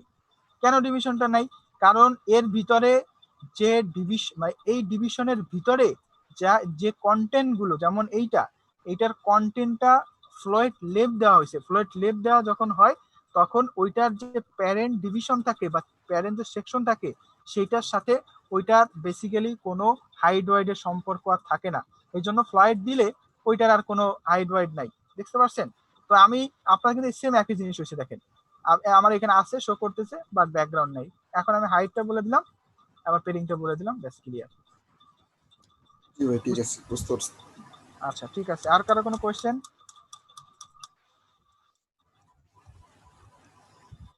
আচ্ছা ঠিক আছে, তাহলে আজকের মতো সবার কাছ থেকে বিদায় নিচ্ছি, আল্লাহ হাফেজ, নেক্সট ক্লাসে আবার দেখা হবে ইনশাআল্লাহ। আমরা প্র্যাকটিসটা যারা করতে পারতেছি না ভাই একটা প্রবলেমের কথা বলবো। হ্যাঁ বলেন। আচ্ছা, আমি এই যে আপনার কি আমাদের ইয়েতে গ্রুপে, যে গ্রুপটা আমি নিজে ক্রিয়েট করছিলাম ডিজিটাল জি আইটি, হ্যাঁ হচ্ছে ওইখানে একটা ভিডিও দিছিলাম, ভিডিও করে আপনার নিজের পোর্টফোলিও একটা ওয়েবসাইটের মতো বানাইছিলাম, জি ছোট যতটুকু পারছে ততটুকু। ব্যাকগ্রাউন্ড আবার একটা ইমেজ দিছিলাম, তো জি ওইটা হচ্ছে ওই ইমেজটা যেখানে আমি দিছি, ইমেজের উপরে হালকা আপনার হালকা একটু আপসার মতো দিয়া হেডার বার দিছিলাম, মেনু বারটা এই ডান পাশে একটা লোগো দিছিলাম, বাম পাশে এবার ডান পাশে একটা মেনু বার দিছিলাম, ঠিক আছে? ওইটা হচ্ছে আপনার ওইখানে আমার যে লোগো ইয়েটা দিছি, ইমেজটা দিছি, ব্যাকগ্রাউন্ড, ওটা হচ্ছে আমরা বডির সাথে বডিরে দিছি, বডি, বুঝতে পারছেন? হুম আমরা বডি ট্যাগটাকে কল করে ওইটার মধ্যে দিছি ইমেজ, ব্যাকগ্রাউন্ড ইমেজ ইউআরএল দিয়া এটাকে দিছি ব্যাকগ্রাউন্ড। এখন ওইটাকে না আমি সেকশনে দিতে চাই, অথবা আমি মানে হেডারের উপরে হোল ওয়েবসাইটটা আপনাদেরকে ফুটারটা বাদে হেডার এবং হেডার এবং সেকশনটা সহ ওইটাকে দিতে চাই, তবে ওইটাকে পারি না, আমি বডিরই দিতে হয়। আচ্ছা আমি বলি, হ্যাঁ আমি একটু বলি, আপনি যেটা করেছেন আপনি বডিতে ব্যাকগ্রাউন্ড দিয়েছেন, সেটা বডিতে ইমেজ শো করতেছে বাট হেডারে শো করতেছে না, তাই তো? না, হেডারে বডি দিলে তো হেডার ফুটার সবকিছু শো করবে, তবে জি আমি ওই জিনিসটাকে মানে আমি বডির নিচে দিতে চাইছি আরেকটা ডিভিশন নিয়ে, কিন্তু পারতেছি না, বডি দিতে হয়েছে, বডি দিতেছি, বডি দিলে বডিতে হয়েছে। দিচ্ছেন বুঝলাম, তা এখন সমস্যাটা কোথায়? আপনি এটা কোথায় কোথায় শো করতে চান, ইমেজটাকে কোথায় শো করাতে চান? মানে এটা আর হচ্ছে কোথায় হোল স্ক্রিনটা শো করতেছে, ফুটার হেডার সবকিছুতেই শো করতেছে? কিন্তু জি, তবে আমি চাইছি কি যে আমি এটার নিচে আমি এটার নিচে আরো কাজ করব, যেমন সার্ভিস বক্স করব, আরো কিছু করব, কিছু বাটন দেবো, হ্যান্ড করবো, আপনার এটা কি কোথাও আছে, অনলাইনে আছে বা অফলাইনে কোথাও আছে? যে ওই যে আমাদের ডিজিটাল আইটি একটা করছি না গ্রুপ, ওইটাতে আছে। গ্রুপটায় আমি আছি কিনা আমি তো জানি না। হ্যাঁ আছে না, কিন্তু ভিডিও আকার আছে ভাইয়া। ও আচ্ছা আপনি চাইলে আমি সোর্স ফাইলটা দিয়ে দিতে পারি। আচ্ছা সোর্স ফাইলটা দিলে তাহলে আমি দেখতে পারবো যে কি সমস্যাটা কি। সোর্স ফাইলটা কি আমাদের দিয়ে দেবো আপনার, এই যে কি বলে, আপনি এখানে যদি থাকেন আপনি এখানে আমাকে টোটালটাকে জিপ করে দেন, তাহলে আমি দেখতেছি। আর ভাই ভিডিওগুলো একটু কাইন্ডলি মানে গ্রুপে দিয়ে দিলে ভালো হয় আর কি, যেমন ফটোশপেরটা পাইনি, আরো মানে কয়েকটা পাইনি। আমিন ভাই, জি বলেন। আমি তো যে বিক্রয়.com এর যে সাইটটা বানাইছিলাম ওটা আমি আপনাকে ওই সোর্স কোডটা আপনার ইনবক্সে দিয়ে রাখছি, আপনি মনে হয় চেক করার সময় পান নাই। তো ওইখানে আমি একটা প্রশ্ন করেছিলাম যে ইনবক্সে আমার যেই পেজটার মধ্যে যেই বিক্রয়.com এর যেই ছবিগুলো ছিল, আমি ছবিগুলো তো আমি পেজটাতে ইউজ করছি, যখন আমি মেসেঞ্জারে পাঠাইতে চাইছি তখন তো আর ছবিগুলো দেওয়া সম্ভব হয় নাই। আমি কোডগুলো সিএসএসটা এই ইন্টারনাল সিএসএস এ ঢুকায়া পরে পাঠাইছি। যখন পেজটা আমি ওপেন করছি তখন দেখছি যে অনেকটা জায়গা ভেঙে গেছে, একটু ঝামেলা হয়েছে।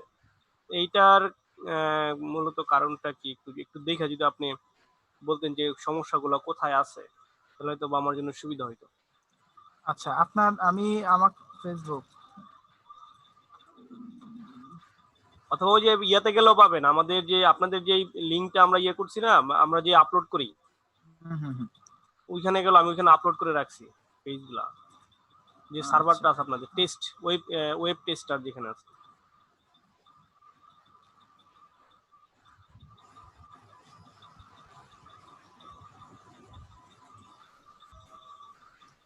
এইটা কি আপনার আইডি? কোনটা? হাবিবুর রহমান। দেখা যাচ্ছে না এখনো আমার ইয়েটাই। লাল টুপি? লাল টুপি মনে হয়, কিন্তু দেখতে পাচ্ছি না। হ্যাঁ লাল টুপি, কিন্তু আমি তো দেখতে পাচ্ছি না আপনি কোনটা বলছেন। আচ্ছা ঠিক আছে, লাল টুপি হইলে হচ্ছে, আমি দেখে নিন। আপনার ফাইল তো থাকবে তাহলে। হ্যাঁ এটা আমার আইডি এটা। এই যে আচ্ছা, দুইটা দেখেন, দুইটা আলাদা ফাইল? দুইটা, একটা বাংলা একটা ইংলিশ আর কি, আপনি যেকোনো একটা ওপেন করলে হবে। আচ্ছা আচ্ছা আচ্ছা আচ্ছা।